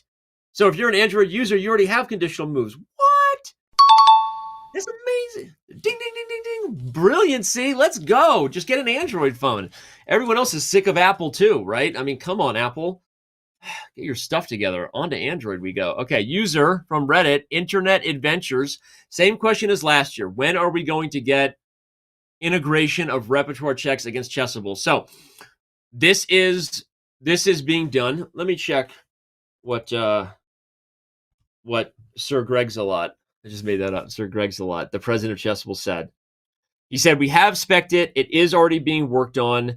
Right now, it's in priority behind the game review recommendations. What that means is we're working on people do game review, And based on their openings or even their end games, wherever the game went wrong, we can recommend courses specifically tailored to you to say, hey, look, you've now had like 5 games in the Sicilian. You should check out Anish Giri's, Knight of Sicilian course, although that's pretty advanced stuff. And probably most people shouldn't be looking into Anish Giri's course. I'm just being honest, Anish. It's a super advanced course. I'm not trying to not promote your course, Anish Giri, but that would be my suggestion, to not get that course and get another course.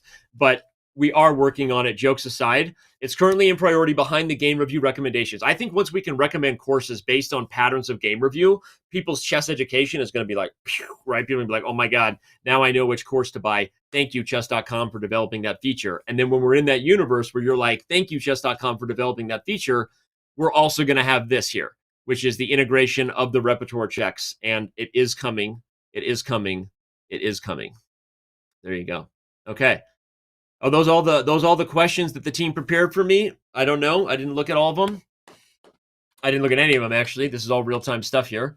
So that means we're switching to live chat. Usually when Big brings up live chat, he's like telling me it's time to start reading chat because we're getting toward the end of the show.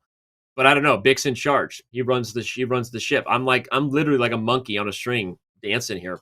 But I think we're ready. If we're ready for the real-time chat integration of the show, up to you, producer. Mr. Producer Man. Oh, we have some more questions. Okay, never mind. We got more. We should get at least one question from Instagram because I did an AMA over there and asked for questions, and I don't want Instagram to feel like I bait and switch them and we didn't pull any from there. All right, will you guys ever make a tournament for Thursday? Okay, yes. I saw this question on Twitter, and yes. And it's going to be awesome. And I already know the format. I don't want to say more because I don't want to disrupt the apple cart that is the EWC broader ecosystem, the Title Tuesday Grand Prix stuff that we've already kind of put in motion. But I love the idea of an epic Thursday event that is both has a titled and an untitled section. So yes, this is going to happen. And if I have my way, it's happening January 1. Michael Brancato is on vacation right now, so Nintendo doesn't get to tell me not to say things. You got to come back from vacation if you want to tell me not to say things. So there you go. That's how it works. And we're going to move on. Checkers Thursday from Julian Learning. I love that. Hey, Danny, you're so fun. You blow my mind. Thank you. Thank you, Duvang. I don't know what's going on there. I shouldn't be reading chat because you got more questions. All right. Chat is away. We got more questions. What if there was an option to add an option to completely hide ratings on the website? This is a Reddit user, Gabzil. I'm not going to read it all, but there's a lot of numbers there, and thank you for coming to the show. I thought we already have this. Don't we already have this? We know we want it. We've wanted it for a long time. Can we? I thought we already had the ability to hide ratings.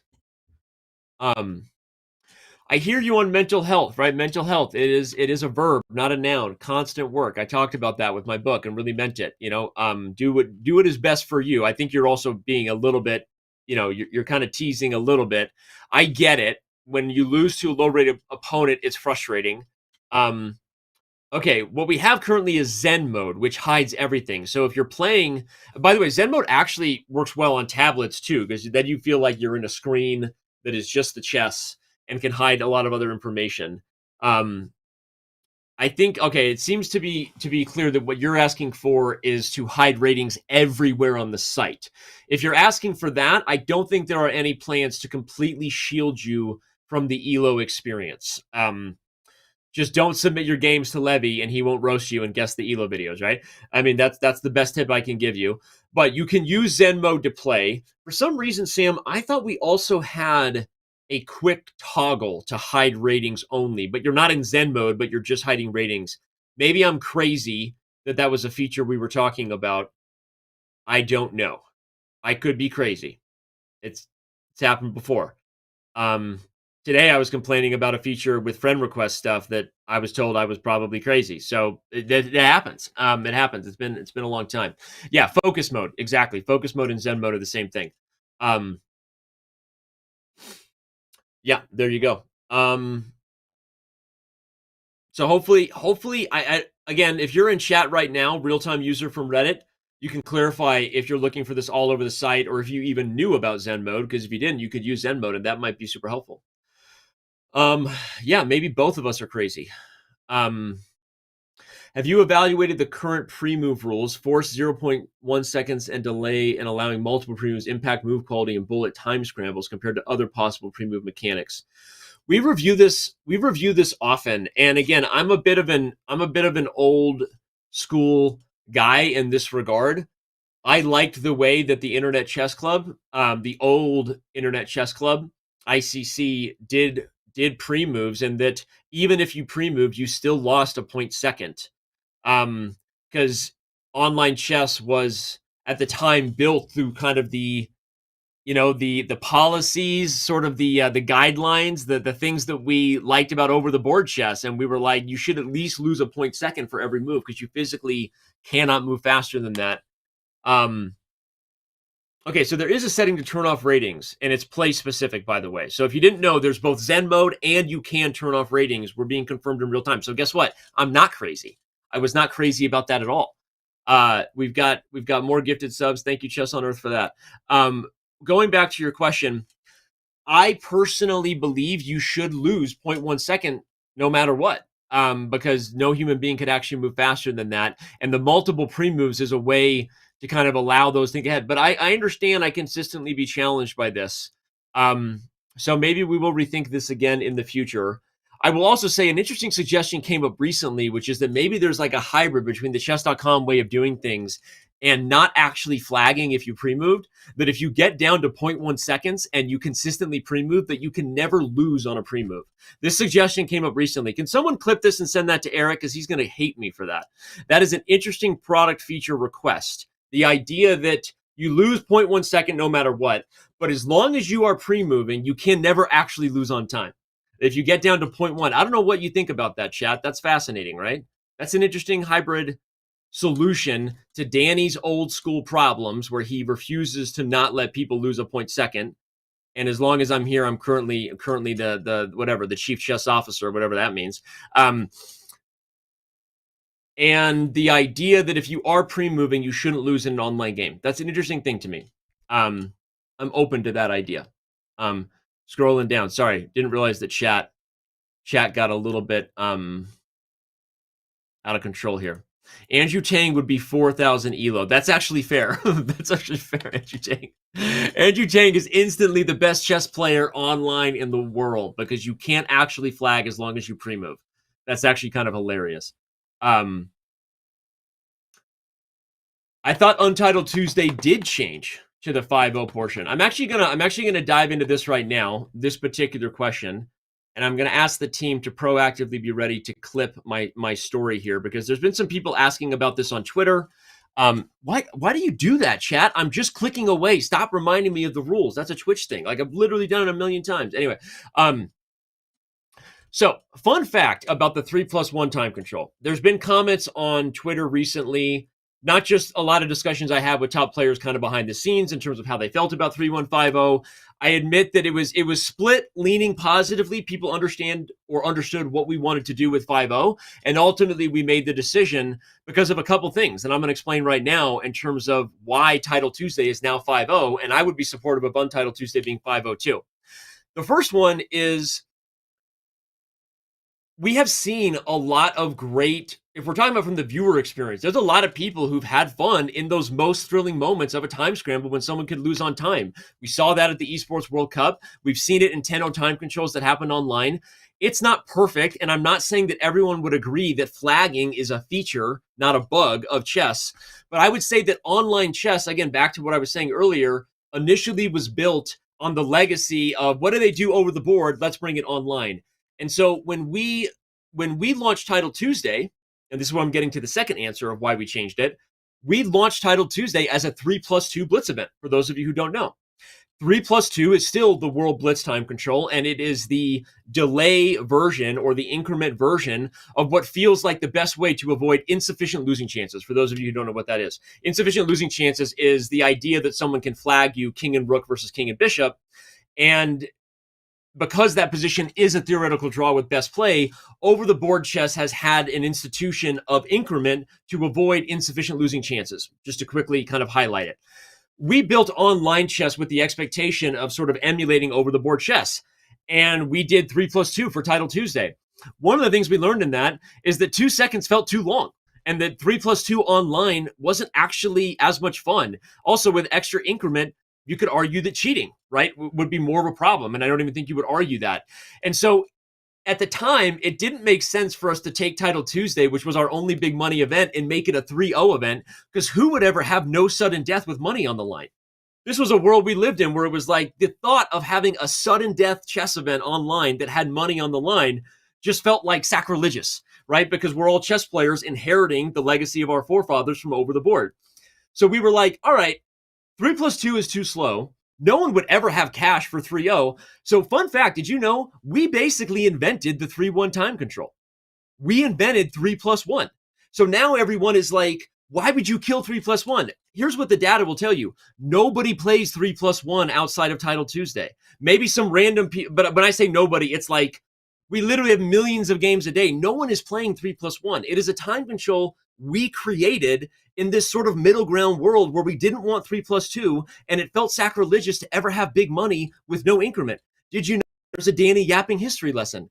So when we reevaluated the EWC and we saw the success of the sudden death time control, and we saw that 10-0 was embraced and actually went okay, we were like, why do we have to have increment? Like, we actually don't. And flagging can be a feature, not a bug. So we made the decision to go back to the most traditional blitz time control, which is actually 5-0. And that time control has been the most common way people play blitz long before the internet kind of took over where it did. I'm not saying we won't even have a 3-0 tournament at some point for money. Hint, hint, wink, wink, about a question I answered earlier about what might come to a day of the week called Thursday. So I'm not even saying we're not going to have more sudden death blitz tournaments, but 5-0 is actually the most like high quality blitz time control we thought belonged for Title Tuesday. And 3-1, even though it's a world we've been living in for years, everybody, is not even a real time control. Like, we basically made it popular for the sake of Title Tuesday because we didn't have the guts at the time to make a 3-0 sudden death cash tournament. So I'll drop my mic there. Vic, I know that was too long, but I had to get that off my chest because a lot of people are like, hey, what's going on with 3-1? And I'm like, 3-1 isn't even a real time control. I literally like 3-2 don't is. care. I know you don't care. I literally know you don't care. But 3-2 is a time control, and 3-0 and 5-0 are, but 3-1 wasn't. So there you go. That is correct. There you go. That is my rant on what we did to change 5-0, which I'm excited about. I just don't agree with you, Druglis. I think 5-0 is going to be a great time control. And here's what I would tell you. You know what we hear from fans all the time? Their favorite segment of the Speed Chess Championship, guess which segment it is? The 5+1 segment. You know why? Because 5+1 chess is the best for commentators. It's the most educational. You see the highest quality chess from Hikaru and Magnus and Wesley So and Ferrugia. The 5-1 time control in SEC is people's favorite. And then it gets faster, and people love the hype in the end. Don't get me wrong. People love to see who's going to win an SEC match. So that's an opinion you have, and actually most people disagreed. People love the 5-1 segment, which is even longer than 5-0, because it gives the commentators time to talk about the openings and to do the things that people love when you see top chess players playing. So from a content perspective, 5-0 is actually better overall than a 3-1 show would have been, in addition to kind of the legacy stuff. So I just don't agree with that. I think that the 5-0 segment is going to win people over with time. And I think people don't like change, which I understand. I gave you the rant I did, so you know the history of 3+1, which a lot of people didn't know. And I think this is going to be an interesting year. So I stand by the new Title Tuesday. I'm excited for 5-0. And thank you for giving your opinions. I disagree. And I love you. And we're going to move on to the next question. What was the next question, Big? Sorry, I blew past it. Yeah, and by the way, 3-0 chess, I'm sorry, I'm back again. Danny Yavinga. 3-0 chess would be even harder for commentators, right? Because without the increment. So this was the best way to do it. There we go. All right, there we go. We're doing it. 5-0 is the thing for Title Tuesday. We're moving on. Moving on. Your opinion and predict the winner of the FIDE candidates. Okay, that's a big question, FIDE fan. Oh, that's an Instagram question from Fide fan. Shout out to Fide fan. The Candidates is a great event. I mean, the viewership, I think, speaks for itself along with the World Championship. There's something thrilling about who's the next challenger. I think that keeps people emotionally attached, right? The Candidates format is not perfect. It's not my favorite for a number of reasons. I am more in the camp of I love the World Cup. I love knockouts. I love playoff systems, things that feel more like the FIFA World Cup, the actual World Cup in terms of being a knockout system of football or soccer. The NBA or NFL playoffs, I like those types of formats, and I think if there was a way to make the World Championship cycle annual along with having a knockout event, I would be all in on this idea. I haven't, I've been outspoken with those opinions. I share those with Magnus, and I think a lot of those who would love a little bit of reform there. That said, the Candidates itself, undeniably from a storyline perspective, is riveting. And as a chess fan, I love the Candidates, and I can hold both of those opposing truths that I believe the format is due reform, and I also believe the Candidates can be thrilling on an emotional level. That is what I think. And my opinion of predicting the winner, I think we are going to have either Hikaru or Fabi. And I think that, this isn't breaking news. Hikaru is the number 2 player in the world. And I think he really feels the stakes of this kind of being his last go. I don't think Fabi would ever say anything is his last go. I think those two are the favorites. I really do. And again, we don't know who's all there yet. So it's almost an unfair question to ask. There's a reason the Grand Swiss is starting in a couple of days, right? So, and by the way, I think a guy like Nepo, again, has been one of the most unlucky in some ways, right? He had Magnus, was moments from winning the World Championship against Dingley Ren. I think that Nepo is like, you don't turn your back on experience when it comes to the playoffs, which is the Candidates. I wish it was more of a playoff system, but I think the most experienced players, and I say that as one of the youngest players ever, Gukesh, won the Candidates and then went on to become world champion. So for sure, it can be proven wrong, but I feel like those guys are the favorites. So there you go. What do we do now? We ready? Are we done? Are we done here? We're done here. Okay, great. So no more. I'll just read chat real quick. That is great, and I appreciate that you don't like flagging. I think flagging can be a feature, not a bug, and I think it is blitz chess. It is fast chess by design. So I understand why you don't like it. I think from a content perspective, 5-0 is much better. So you would prefer 5-1, Drew Gleese. That's kind of what I'm getting from you. If it's like, hey, I understand how people feel about the quality of the chess in the 5-1 segment of the Speed Chess Championship, and the commentators have a chance to take a breath. We love that part before the gloves come off and the time controls get faster. But you don't like flagging. I think it's an issue. I think that the 5-0 time control with what online chess is really about and what happens most of the time, the time controls that people play are 10-0, 5-0, and 1-0. Those time controls are more popular than anything else, and people do like flagging. They understand the time is part of the game. And we understand why we avoided flagging for a long time, as we inherited over the board chess and made it digital. I think it's going to be interesting and exciting. And I think the Esports World Cup showed us what could be done there. So I stand by where we're going with the 5-0. And I love you and appreciate you. And I'm sorry you're not going to get your way on this. There we go. And now you at least understand how we got here. Hopefully that was a fun little history tale about how 3+1 was accidentally made popular by Chess.com.